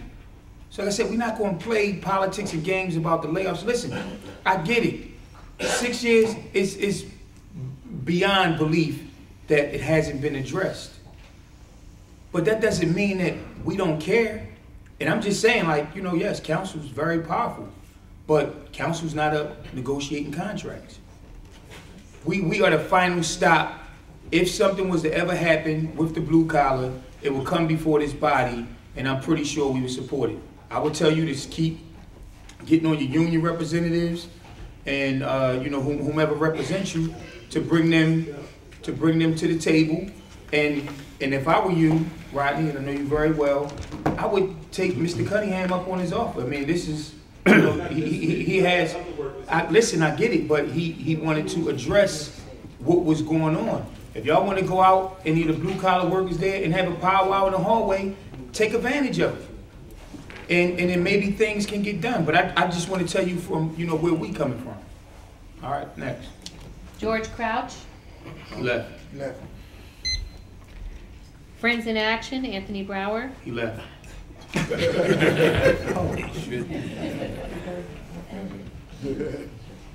I didn't even see him. Hello, Council, Mayor. Once again, to everybody in the audience, patience. Once again, I'd like, we have an upcoming event for all the city. And before I begin, I want to thank all of y'all for your support to the organization. Thank you, Mayor, for coming to the graduation for the students of Atlantic City. Thank you, Council President Marty Small. Thank you, Judge Tibbet. I know some of y'all had the heart and spirit to be there, but may not have been there. To celebrate, and Councilman Shabazz, yes. We want to thank you for celebrating 15 residents that have completed the program successfully, have graduated, and are guaranteed jobs at the Hard Rock within the construction industry. That's good.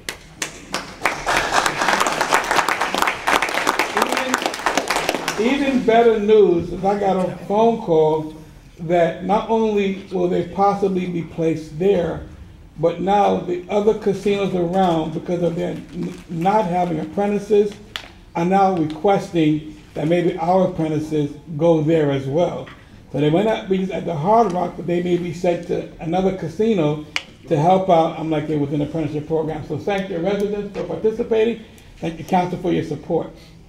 The next thing is, again, we have another event for the children of Atlantic City, and that is our annual Easter egg hunt. Thank you, Mayor, for your support. I'm like, thank you for the council. Thank you for everything that y'all do. We have exceeded what we have thought, because now we're doing 2 cities. And as Bo was shaking his head, we have accomplished our goal. We have over close to 300 Easter egg baskets that will be presented for our children within Atlantic City and Pleasantville. We have accomplished a goal of roughly close to 40,000 eggs full of candy for the children. So your data bill, you're going to have a lot.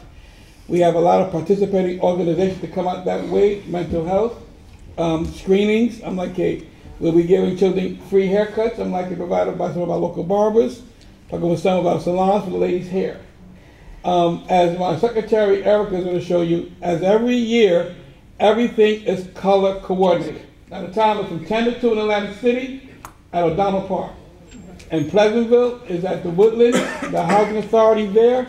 I got the confirmation today that we will be doing the children of the Housing Authority within Pleasantville, because there is an issue within the city of Pleasantville in 2 areas, the north and south side. And children don't feel safe crossing over.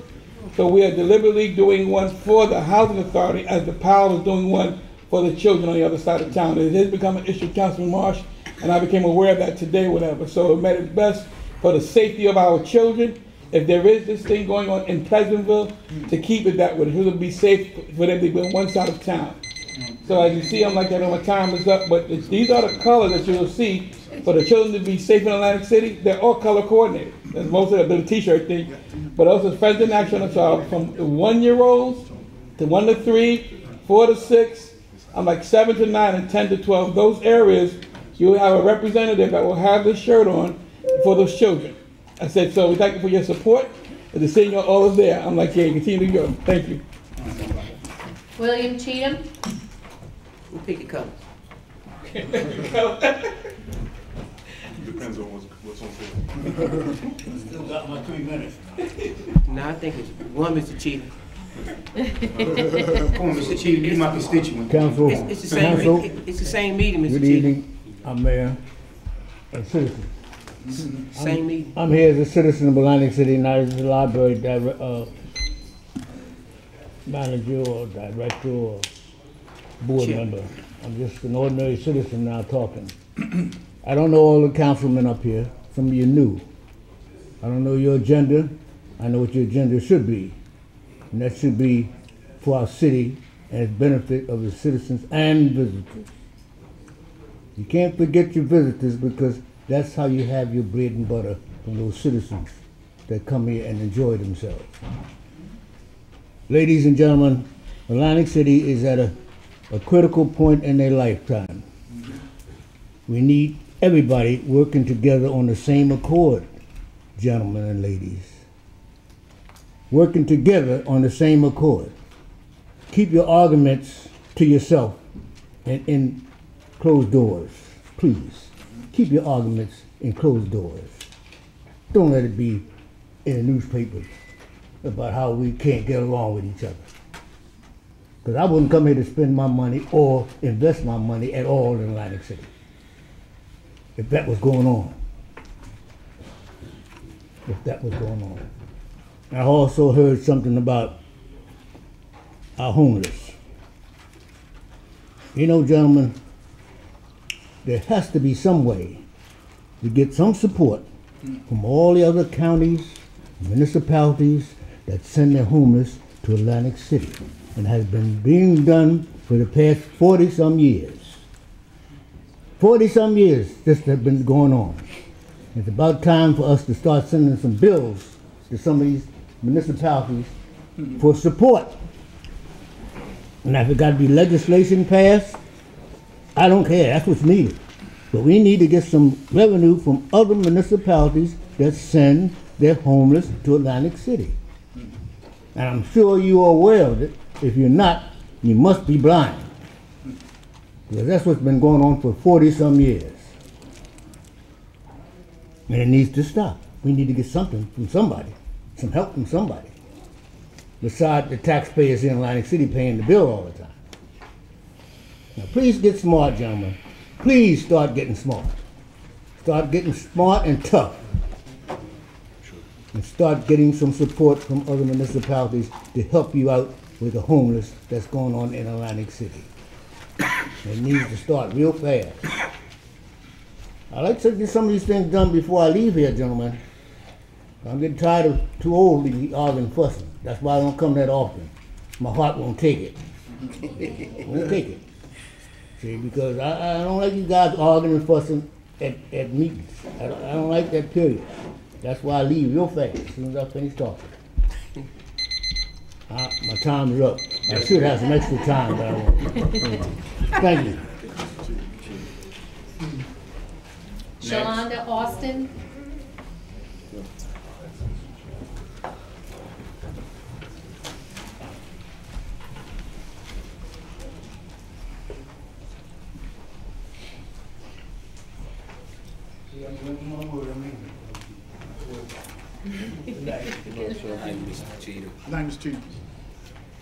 Good evening, council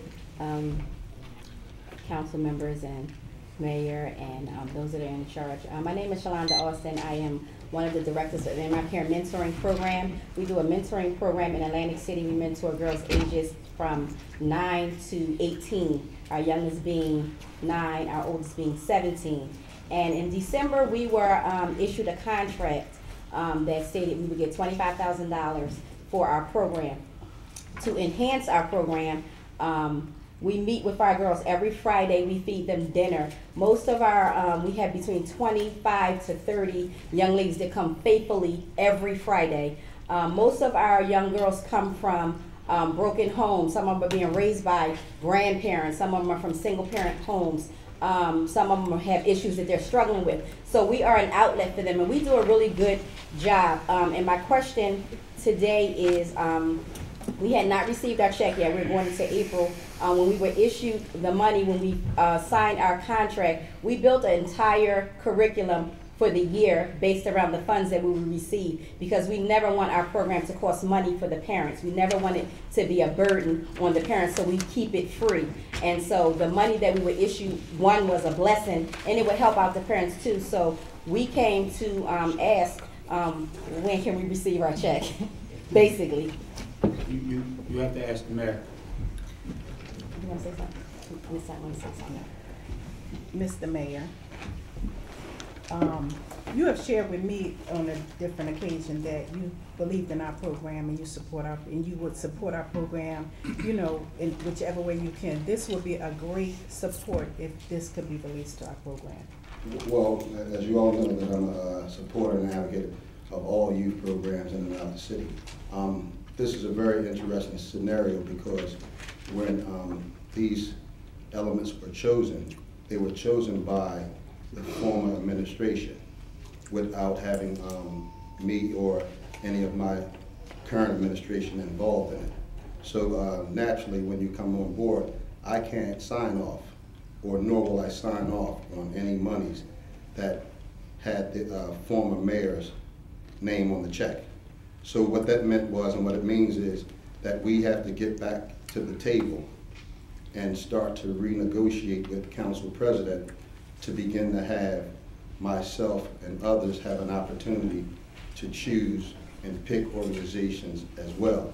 So what I'm saying to you folks is, I'm not holding up anyone's money for political reasons. It's for the purpose of being able to have me as a mayor have an opportunity to pick some organizations in and out of the city to choose from. So when it came to contracts, I have not seen contracts. I have actually asked just about every element in the administration, specifically legal, where does this stuff stand? And I've got nothing but, I don't know. So just even recently, as of, yesterday, I asked the DA, I asked the solicitor. So again, it's one of those things where I think that we can get there if cooperation is open, right? Because again, it takes cooperation, it takes the ability to work and share. I think that it's only fair for me as a new mayor to have an option and choice to pick organizations that I might have support or want to support. Not saying that I would not support your organization, because again, naturally I will. But from a human standpoint, I am the new mayor, and I should have an option to pick some organization that I might want to help out. Not saying that I would take away from you, but because the unwillingness of certain entities that want to sit down and negotiate and be fair, I will not sign off on any checks. One, that was chosen by someone else prior to me, and two, I believe that there's an opportunity for more people to be benefactors of some of that money. So that's my position, and as soon as the council president is willing to sit down and negotiate and share in good faith, we can basically relinquish our monies to organizations so everyone can be whole. Let me just say this. I'm not going to sit here and let you lie and mislead the people, because you know that's not how the situation is supposed to happen. It's not about you as being a new mayor. As I stated before, It happens federally, state, county, local. All the time there's a carryover in administrations, and things were done by a prior administration that couldn't be, undone. First and foremost, you should know, because you were a former council president, and you know the MGM fund is a committee of 3. It's a representative from MGM, it's whomever the city council president is at the time, and whomever the mayor is at the time. That is the committee. And those decisions are made by the majority vote. We have email records. MGM, the attorney, Joe Corbo, sent over, said he's going to forego his participation and he's going to support whomever the mayor and the council president chose. So we convened a meeting on Wednesday, November 22nd. You were neither the council president or mayor. So for you to try to power trip and say that you're not going to sign certain things because, quote, you can, and last time I checked, if you're mayor of Atlantic City, all these people are your people. So there's nothing to negotiate. I said that to you personally. I said that to your chief of staff. And when we did sit down, in the most cockiest manner ever, you basically told me that you weren't going to sign anything. And if you think that I was holding something over your head, I got the wrong one, because you always want to win. That's not good negotiating skills. There's nothing to compromise about. You saying it takes 2, you right. You are usurping the process. And I told you this privately, and I didn't want to do this publicly, but to sit here and hear you say that, you want to sit down at the table. The law is clear, and it's crystal clear. And that's what it is. You need to do the right thing by these organizations, and you need to do it right away, because they have signed contracts, agreements, and you know where those agreements are, because No, I do not. excuse me, I have the floor. No, I do not. I have the floor. You know where the agreements are, but you want to sit here and play politics and play games when all you have to do is do the right thing, which you're supposed to do, and that is to release the funds. I get it. Guardian was the mayor, made a decision. But guess what? If we, as a people, did that through every administration in life, it'd be chaos. Laws and rules are put in place. Now, these people have signed agreements. You could potentially cause the city that you're the mayor of a problem. And for the sake of saying you're not going to sign because you want to basically negotiate for, quote, your people, that's what where do we do that at? These are agreements. If it was one group that you were, quote, favorable to, and they were in the situation, would you let them suffer? You let Turning Point Day Center, go into foreclosure. That money was to prevent them from doing that. That created an embarrassing public situation. And I question the motive. But it's not just about Turning Point Day Center. It's other organizations. Art Dorrington, the first black African-American hockey player in the history. He unfortunately left us in December, but his program is almost bankrupt because you're holding up the money. And you just said you're not going to sign, so you can't put the toothpaste back in the tube. It's out already. Contracts are executed. People are spending that money while they plan their budget, just like we do here with the city. Absolutely. That's right. And it's not only that, and you know personally what happened to the city. We planned our budget, $33.5 million, and then Chris Christie pocket vetoed it. Sent us in an uproar. So imagine how they feel. These are little people in the community that are doing great things for our children. And because you want a power trip because the check can't go out unless it's Frank Gilliam's name on it, that's very disingenuous. And I question, the leadership. So if you're going to tell it, tell it like it is.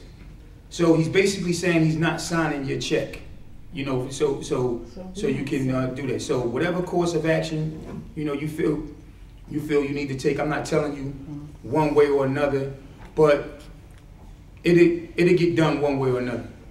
Can I say something? Yes, you may. I just want to say that one of the problems that we have in Atlantic City, I was born and I was raised here. My mother came here years ago from Philadelphia.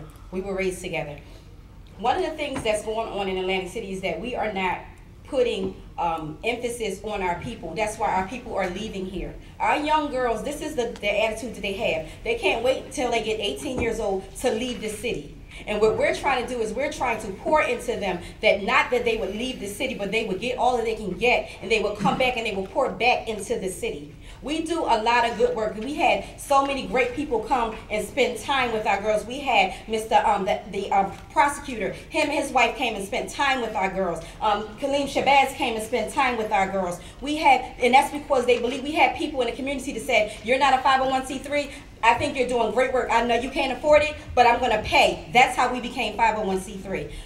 Mr. Gilliam, I wish that it doesn't have anything to do with any organization, because if it's not in my care, then who? Who do you deem worthy enough to receive these funds? We come out of our pocket. I work for the Board of Education, Title I. I don't make a lot of money, but the money that I have, I invest into these young girls because I don't want them to see, I don't want to see them make the same mistake that many of us has made. So if we can come out every Friday and be with these girls and spend time, and people call and they come through to pour into the lives of these young people so they don't make the same mistakes that others have made, I don't understand why we're standing here even having this conversation. I don't understand it. And if there was a program that you deem more worthy than us, or that you want to add, please, sir, just add it so that we can get the check. We had a program scheduled for Saturday. Our girls was going to the museum. Many of them have never left this city, and we can't go because we don't have transportation. See, that's what I'm saying. I'm not saying that I don't support you. I can't add a program because he is not cooperating in terms of saying, Mayor Gilliam, who would you like to support? I can't support a soul. So when you say add, I don't have an opportunity to add or subtract anything. Well, let me just say this. Let me just say, excuse me, Ms. Sutton. Let me just say this. I mean, and I can't even believe I'm even having this conversation. He knows that he can't add anything or subtract or do anything. The law is clear. The law is crystal clear. And these projects, excuse me, I'm about to, I have the floor. These projects span across all 6 wards. You got a security system in need of PAL. The PAL needs a new gym. They need new bathrooms. They need everything. It can't happen because of him. And I'm going to ask you, Mr. Solicitor, can you please read the legal opinion where it clearly states, because if not, I'll read it for you. If it clearly states what the agreement was back in 1995 between MGM and the city of Atlantic City, what these programs were used for, and how the monies were distributed, and how and what way the votes are. And it clearly states it's a 3-person committee. The current mayor, the current council president, and a representative from MGM. And it's crystal clear. Can I please have that, Mr. Solicitor? Council President, I do not have that agreement with me. Well, I got it in my if phone. we want to discuss it at an executive session, I'm gonna discuss it in public. I got it in my phone. And we say that our youth is our future here in Atlantic City. We are doing amazing things with our youth. And I'm not to take away from any other program. This program is not new, it's just new to you. We've been doing this with these girls for 5 years. We have girls graduating that are coming back to mentor with us. Out of our pockets, our time, we have never asked for anything. So when this blessing came upon us, it just gave us the opportunity to do a little bit more, to expose them to a little bit more. And we appreciate it, but it hasn't happened. And I mean, because I didn't get to pick who I wanted, or you picked who you wanted. I mean, I would hate to have my kids here, and we were going to bring kids. Right. But for that to be a reason that the kids here, that nothing's going to happen because I didn't get to pick my people, or you picked your people, that sounds very immature. It is. He took his ball and ran home. That's just not fair. On another note, yes. Ms. Sutton, we were instructed, we meaning PAL, that we would get a new gym, new bleachers, that we would get security and all those things. We still waiting as well, because someone came on the last council meeting and suggested that the bathrooms were in disarray and we had to get them fixed. So we still need that money to get our restrooms fixed and to upgrade our gym and do security cameras and things like that. So you know, we need our money as well. And I don't think there's no more worthy group than police athletic. What happens when these things go? All right, and let me just say this, Ms. Sutton, before my phone died. This is a memo even from 2014 between Mike Stinson and Ben Kaufman, who's solicitor. And it says the MGM redevelopment agreement, which was approved by City Council by the way of ordinance number 14 of 1996, establishes a 3-person committee tasked with the responsibility of dispersing funds received pursuant to the Municipal Landfill Site Remediation and Redevelopment Act. The committee, of which the mayor and the city council president are members, desires to use a portion of the funds for Atlantic City residents. So it's crystal clear. He was the mayor-elect at the time, and this is simply sour grapes, and it's going to be dealt with, and it's going to be dealt with in a big way. If he don't want to cooperate with city council and he wants to make it all about him, he's going to have to live with that, because we're not going to play no games. This is about the people of Atlantic City, and as I stated, these are projects through all 6 wards, various youth organizations. Jeff, wake up. Various youth organizations, and it's just unconscionable that we're dealing with this. So that's okay. I'm sorry I came, because I'm sorry that I had to hear. Well, you know who I okay. really am. Yes. Very disappointed. Council President, are these legal contracts now, or? Yes, they are. Yes, they are. Well, isn't it very clear under the Council President, under the Stabilization Act, can't the state just sign these? These people are getting hurt. You do a resolution asking the state to override this and sign these checks and get these people their money. Well, we spoke with the state, and the state, was hoping that this situation can be resolved. We'll have another discussion about it as well. You just have to state your name for the record.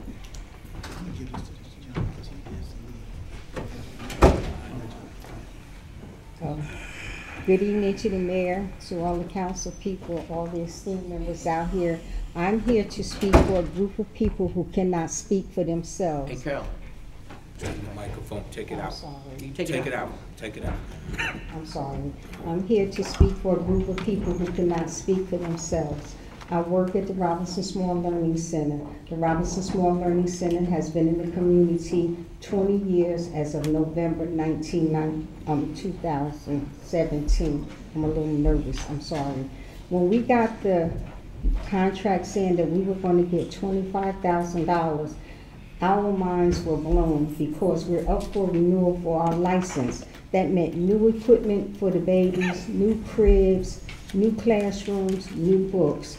I don't know if you were on the committee when the children came in here and represented the school. They were able to name all the council people. They were able to name the areas in which they supported. Our kids start reading at 4, and we take them as young as 3 months old. I can't say that I disagree with your feelings. Your feelings are your feelings.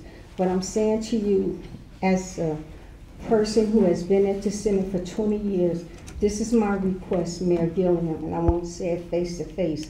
When I saw that you were coming in, I kind of looked at what Guardian did. It's like a pardon. So all this was done, and then moving forward, you would come in and this stuff would take place during your reign. And I'm asking you, please, consider the Robinson Small Learning Center. Think of those kids from 2 months all the way to 6 years that we take care of. Think of the 3 meals a day that we supply so they don't go home hungry. Think of the love and nurturing they get and the education. And when they leave us, they go on to gifted and talented children. I'm asking you to please search your heart. Sign off on the checks this year, and then next year you can pick all the people you want to pick, and it won't be no argument. Just respect us the way we respected by coming in, signing the papers, and doing everything that was requested of us. So I just want to say thank you for the opportunity to speak. May I have your name, please, for the record? I'm sorry. Your name, please. I'm sorry, my name is Carolyn Farrar. Farrar, thank you. And excuse me, I just want to say one thing real quick, and I want to put this on the record because you can tell when you're making headway and the truth is on your side, people start putting out lies and rumors. Some people from the administration put out there that a family member of mine is the Small in Robinson.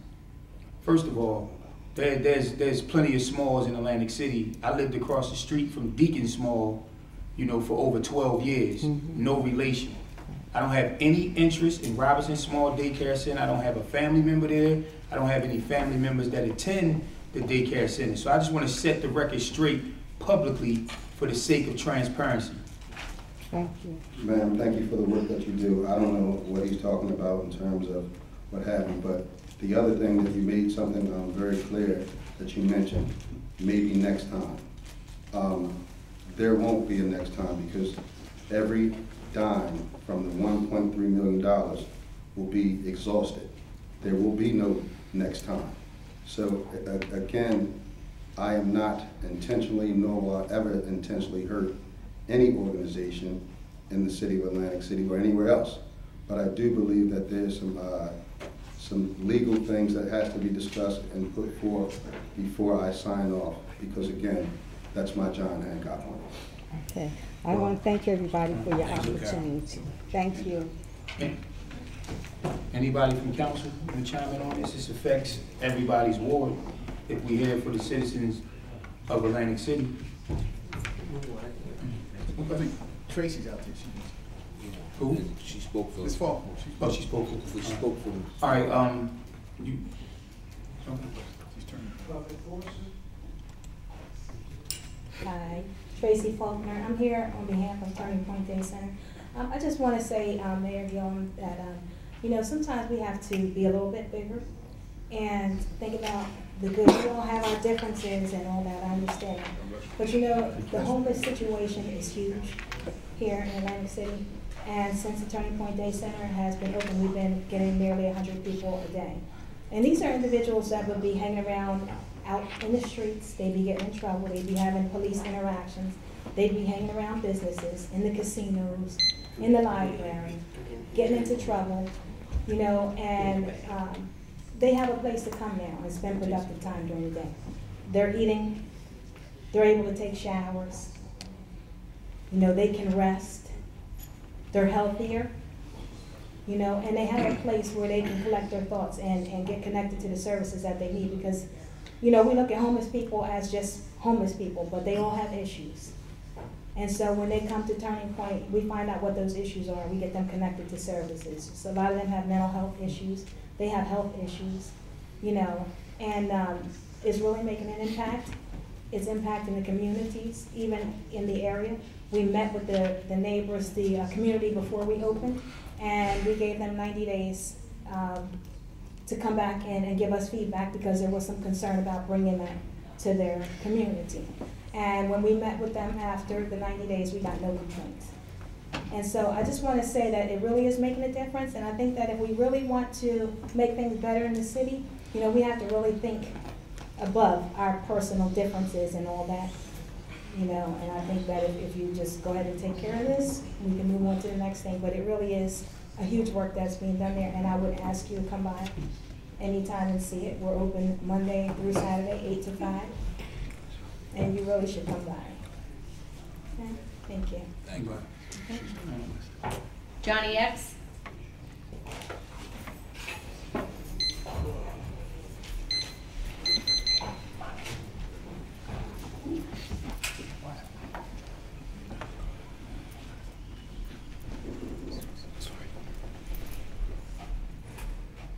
Real quick, the lady, Miss Sutton, that just left, how many girls do you have to feed on Friday?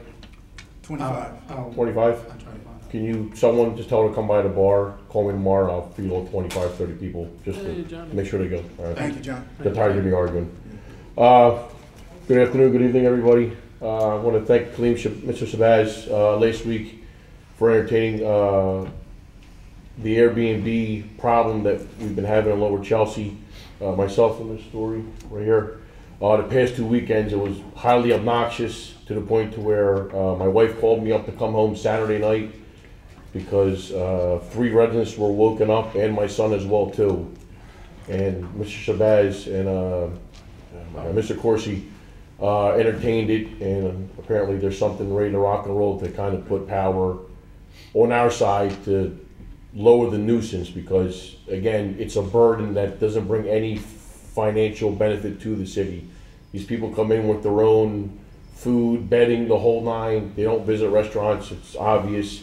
And at the end of the day, on Monday, when the trash and recycle gentlemen come by, it's just adding more weight, more waste, more problems, wind blowing through there, dirties our properties up.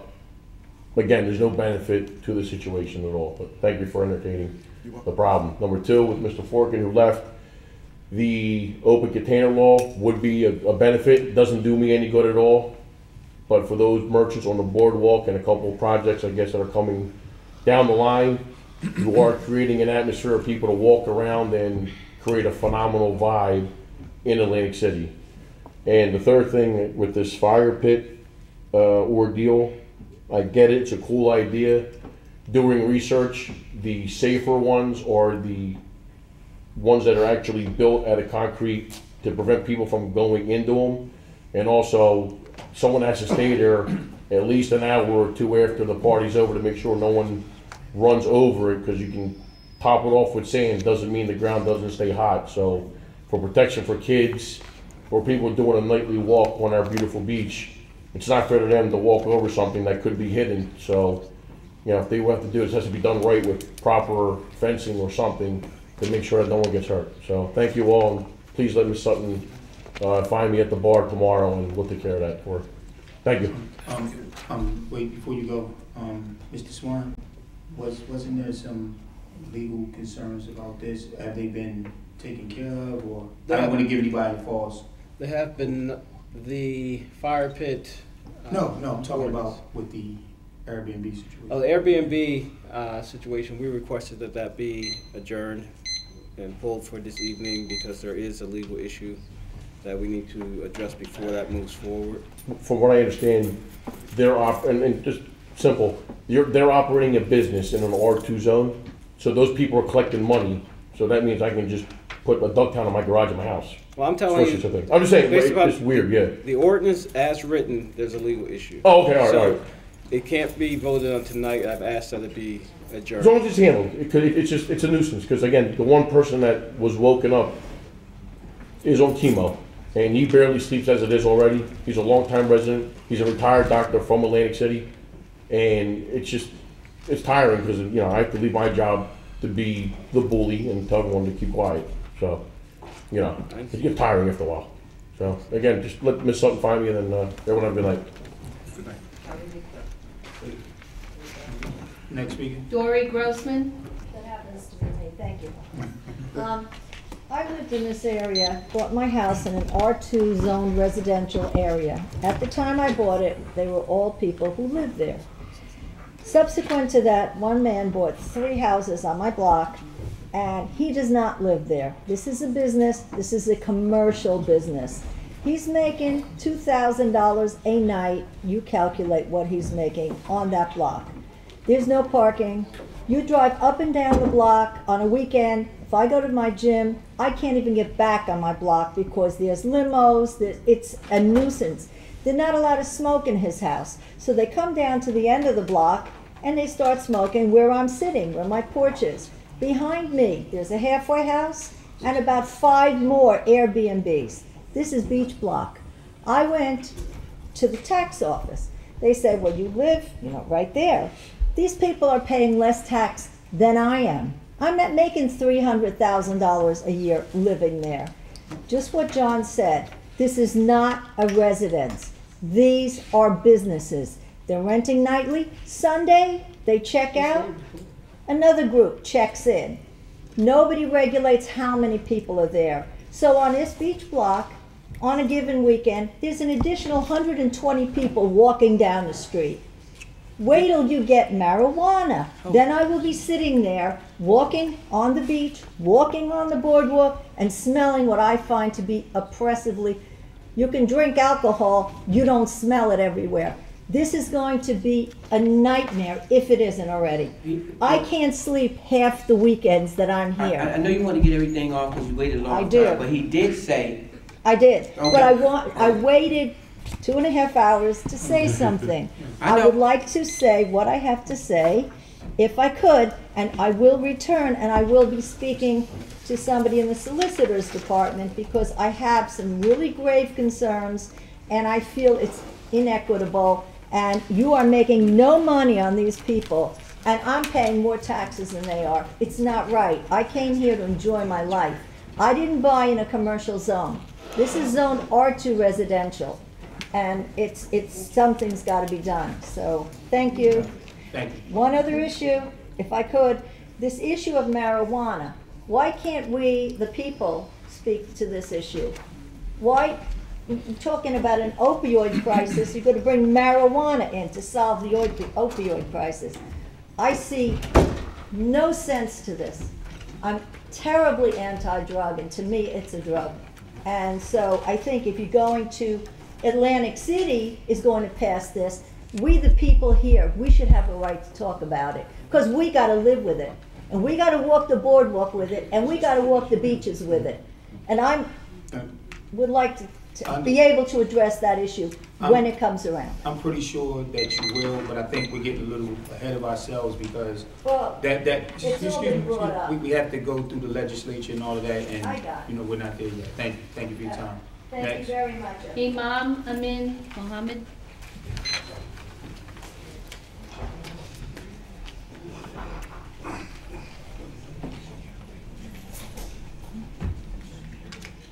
Good evening, Council, Mayor, Council President. I reserved my 20 minutes so I can get my 20 minutes. You gave everyone else, I think. No. You've always been a math master. Yeah, right. Really, I'm here on something that I think is important. That last year, my nephew, Raymond DeFeer Jr., was recognized by this council for his scholarship to Howard University in his academic and sports. And I just wanted to update you on some things that has occurred in his basketball career. Mr. Mayor, myself, and Mr. Small, you know how that basketball is. He set some precedents this year, and he's finished going to college now, but he broke several records. He is the all-time single-game scoring leader in Atlantic City history. 51 points in one game. Not only that, he is the single most winning player in Atlantic City history as a team. Not only that, he scored over 1,600 points, and he's the second leading scorer in Atlantic City history. Not only that, he did another first. Over these last 2 weeks, he went to the senior all-star game, North and South, which is the best people in the North, the best people in the South, and he came with the MVP trophy of the North and South all-star game. Not only that, he also said, well, that was 1 week. This following week, he came and they had the South Jersey East and West all-star game with the best people in South Jersey, and he scored 36 points in 16 minutes to become the MVP of that game. So these things I'm mentioning, not only that, I'm sorry, one more. I could keep going, but I'm rubbing it in, right? He also was nominated as the co-MVP of the Cape Atlantic League for this year. So he set records. And You forgot something. What's that? First team all South Jersey. First team all-star South Jersey. I said I'd keep going, right? And really, I wanted to say this because my brother, Mr. Raymond DeFeer, worked hard when he didn't have none of those skills to play. And he really set a precedence for Atlantic City. Because never in the history of Atlantic City that they have had a player that go and get all of these accolades in one season. We've had great All-American All-Star like Lou Rowe, but he did great. And I think this is something that needs to be highlighted. It needs to be mentioned. It's not mentioned enough. Not only that, he got an academic award as a scholastic student this year as well. So I'll close with that. And I want to invite all of you. We're going to be over the next month before he leaves off to college, next month or month and a half, we're going to have a major celebration to recognize him. And I would encourage you not only to recognize him, but recognize our youth more, because I'm telling you, the recognition you gave him much more confidence to do what he done. I thank you very much. Excuse me. I need to say one thing. While I truly can't even have words to say as far as his athletic ability, academic ability, but one thing I wrote on Facebook, you know, where his father is a proponent, is that he's a good person. It says it all to me. He's a good person, and that's truly important. Truly important that you know nothing bad about him.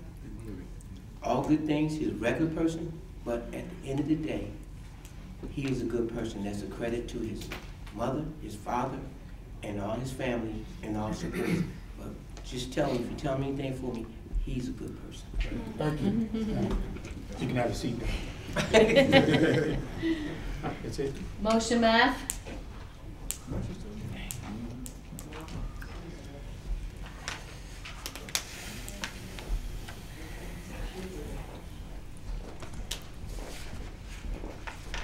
Hi, good evening.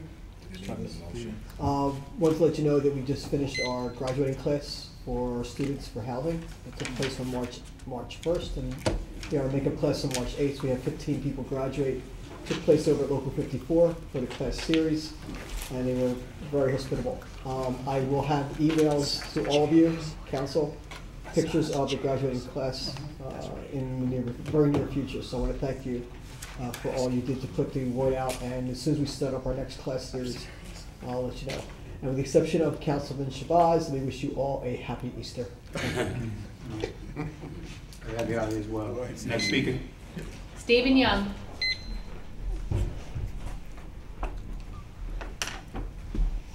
First, I too want to congratulate the Thea family and the community, because it took all of us, especially his father and everybody, to make that happen and to represent Atlantic City in a great way. Then I want to talk about some things on the agenda. One thing that's on there is about, we have something about the deadline for the package for council. It will now be Thursdays. I want to applaud the council for that. At least the council and the community can see the package on a Thursday instead of on Monday or Tuesday before a meeting. Thank you for that. Mr. Young, can I just stop you there? Take my minutes. No, pause. but I do want to just say this. That was a one-time occurrence. I took full responsibility. This was supposed to be voted on last week, but we were snowed out. And we said we were going to move the deadline day up to Thursday so that it wouldn't happen again. So I just wanted public out there that this wasn't a regular occurrence where the agenda showed up on a Tuesday. That's it. Now you can unpause this time. Go. And now that you say that, I got to put you on the spot on this one. Now, the new business. Why new business? We had about 15 things of new business come on the agenda at the last minute. Would that be continuously? No, that won't happen either. It was extended as a courtesy because of the weather and the fact that we're meeting once a month and some things need to come on, and I allowed it. That wasn't one of my questions. Just want to say, it's very important that we know how important violence is in our community. When it comes to these shootings and these deaths and unsolved murders in our community, it's very important that we know that excessive force is also a point of violence. And we all must learn to get along so that won't continue to happen. Because we have a lot of officers that's not all good. And they go around and they terrorize our community. Now, I heard you, Councilman, say something about the internal affairs. Well, the community wasn't getting too many results. And there's been over 300 and 600 complaints and a lot of settlements for years. But still, I was talking about the wife's tenure. we need to be improving a lot of things. Then I want to ask you about the Browns Park. I want to thank whoever got something done with a swing. It took 6 months. 6 months to get a swing fixed in Browns Park. That should never happen. That's an African American, that's a black park. Is we very personal about that park. That should never happen again. 6 months is too long. Then I'm going to conclude with this.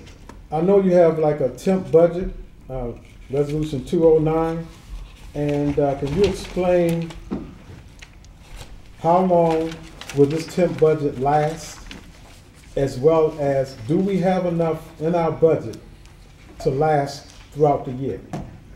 I mean, do you have a budget for the remainder of the year, and as well as how long will this temp budget last before you have to go to council for another temp budget? The temp budget is to provide funds for the second quarter of 2018, so for April, May, and June. And as I stated, it's 117,000 or 62. I mean, 117 million. That's the cumulative total. And that's taking us to when? That takes us through June 30th. Mr. Young has 4 questions. So after June 30th. So I gave hopefully we have a budget close to that You time. talking about my money, man? Yeah, but as I stated, I just want to make a quick statement. As I stated the last meeting, I don't know if you were here, Mr. Young, for transparency purposes. I know that's a word that you love, but for transparency purposes, I made an announcement about the budget. We were trying to, introduce the budget to move that process forward. But anytime that there's a new administration coming in from the state, there's a month delay. So Murphy gave his budget address. So soon and very soon, you're going to see a budget come in. And as I stated, due to the fact on the decision that we made with the bond, that we will come in at least flat. I was beating Mr. Cunningham up earlier about, trying to, maybe he'll be nice and give us some extra state aid since he did say on the record that Atlantic City is his favorite city, so show us the money. All right. Thank you, Mr. Young. And there's just one announcement. We have the town hall meeting, 300 Albany Avenue at the Mass Theater on April the 3rd, and we have invited Adamato as well as Assemblyman Mazzio to that meeting. So that's on the 3rd of April. We're asking everybody to come from 6 to 8, 300 Albany Avenue. Thank you for letting me do the announcement. No problem. Anyone else? Anyone else from the public like to speak? Seeing none, public portion is closed. Let's move the agenda. May I have a motion? We have ordinances on second and final reading. Oh, it's for second. Ordinance number 3 is an ordinance amending chapter 92 of the code permitting the erection and use of fire pits. May I have a motion? Move it. Second. Before council moves on that action, I would ask as the solicitor to adjourn that one cycle so that we can look at the safety issues expressed. Okay. Adjourn.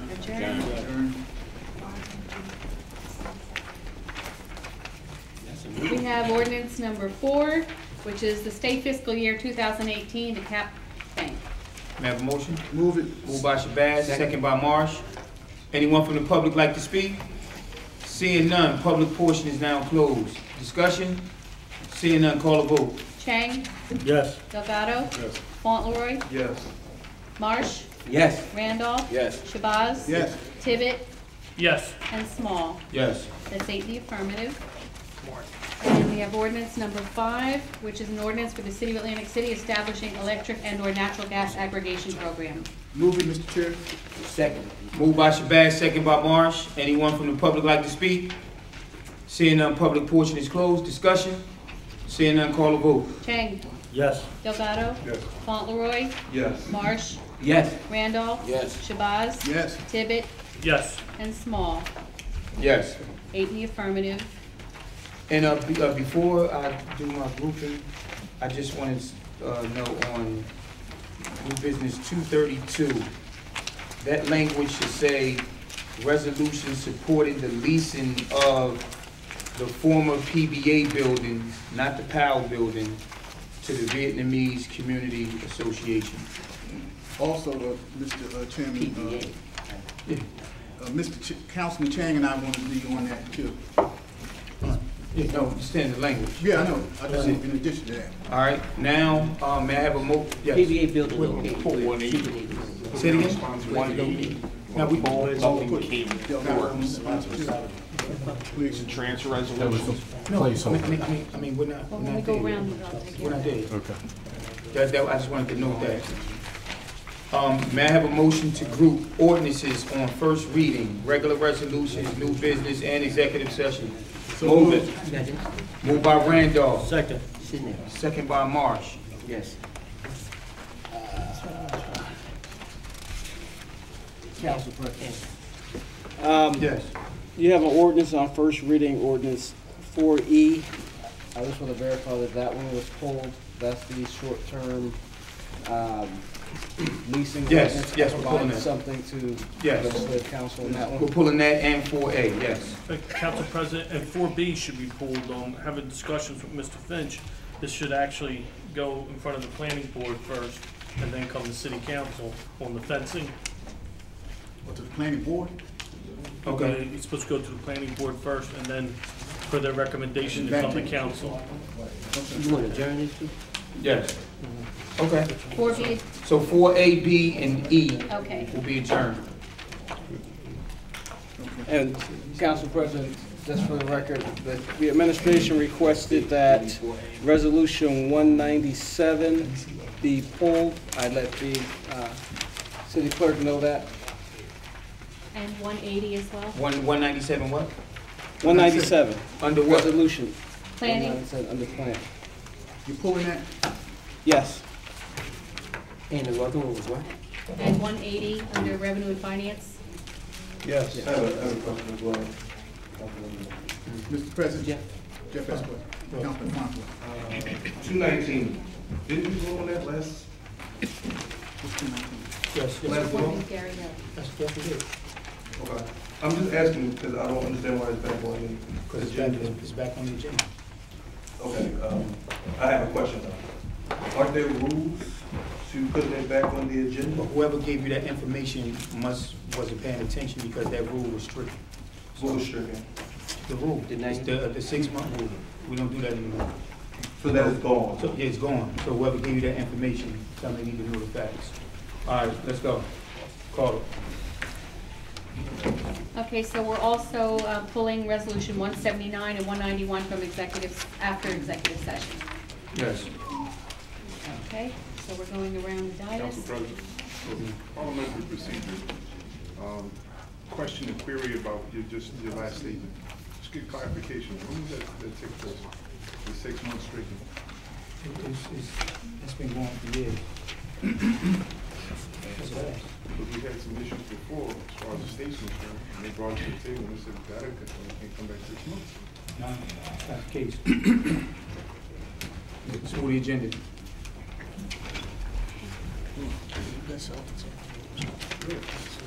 Okay, so are we going around? Yeah, 170. Yeah, go ahead, Mo, you start. You come back to me, please. All right, Mr. Bass. I just wanted to be a co on, I think it's 232. Okay. Yeah. Other than Marsh. Randolph. Good. Shane. Just want to be a co on 232. Okay. All right. Terry. James. Good. All right. And Paul Delgado, council doesn't want to be a co on 232. Yes. Gonna be all council, 232. It's all Yeah, council. make it all council. Yeah, all council. You want to be on it? Yeah. You want to be 232? All right. All right, let's go, let's move it. Okay, so Councilman Delgado, you're good? No, I'm registering no on 199, 214, 223, adding my name as co-sponsor for 232, in addition to a no vote on 219, administration government affairs. And at this point, there's several council members supporting 232. We might as well just make it all council. 232. That's what you said, yeah. Oh, I'm sorry. I didn't hear that. Okay. Anyone else? Can you register me a no on 219, please? Okay. Okay.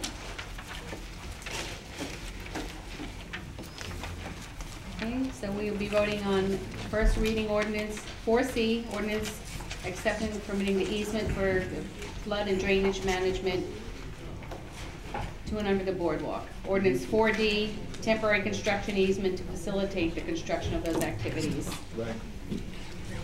Resolution 167, 193, 194, 195, 196, 201, 202, 203, 205, 206, 207, 208, 210, 211, 212, 168, 170, 171, 172, 173, 177, 183, 189, 192, 199, 204, 209, 213, 214, 215, 217, 95, 219, 188, 200, 186, 187, 166, 181, 198, 216, 218, 220, 221,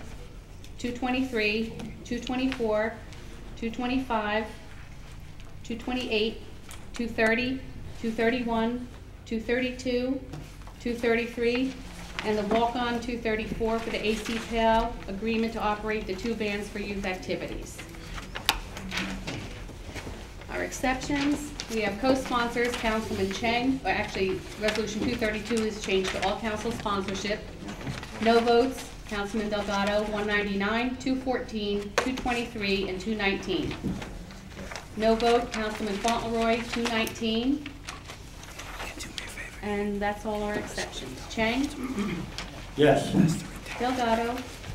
Yes, with those exceptions. Fauntleroy? Yes. Marsh? Yes. Randolph? Yes. Shabazz? Yes. Tibbet? Yes. And Small. Yes. Now, Councilman Randolph, before we go into, did you want to abstain on 219? Yes. Abstention on 219?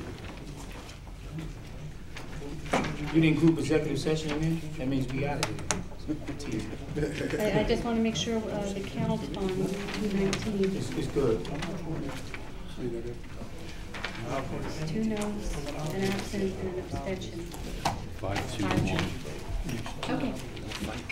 All right, so now we are at executive session. May I have a motion for executive session? Move it.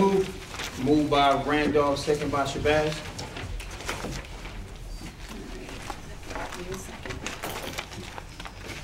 So executive session was amended. We have only one item. A is Fonville versus City of Atlantic City Workers' Comp. 3 minutes. Chang? Chang. Yes. Delgado? No. Delgado, I'm sorry. You gained the momentum? Yes. Okay. No? Yes. Fauntleroy? Yes. Thank you. Marsh? Yes. Randolph? Yes. Shabazz? Shabazz? No. What? Tibbet? Yes. And Small? No. Wait. How many? 6 in the affirmative, 2 in the negative. How long, please? 3 3 minutes. minutes. We're back on the record, Resolution 190, and this is authorizing settlement after executive session, Fonville versus City of Atlantic City. May I have a motion? Move it. Moved by Randolph, second by Shabazz. Call the vote. Chang? Yes. Delgado? Yes. Fauntleroy? Yes. Marsh? Yes. Randolph? Yes. Shabazz? Yes. Tibbet? Small. Yes. That's 7 in the affirmative. And I want everyone to have a happy, safe, and blessed holiday season. Everybody. Motion to adjourn. Yes. All right. You taking Jesse with you?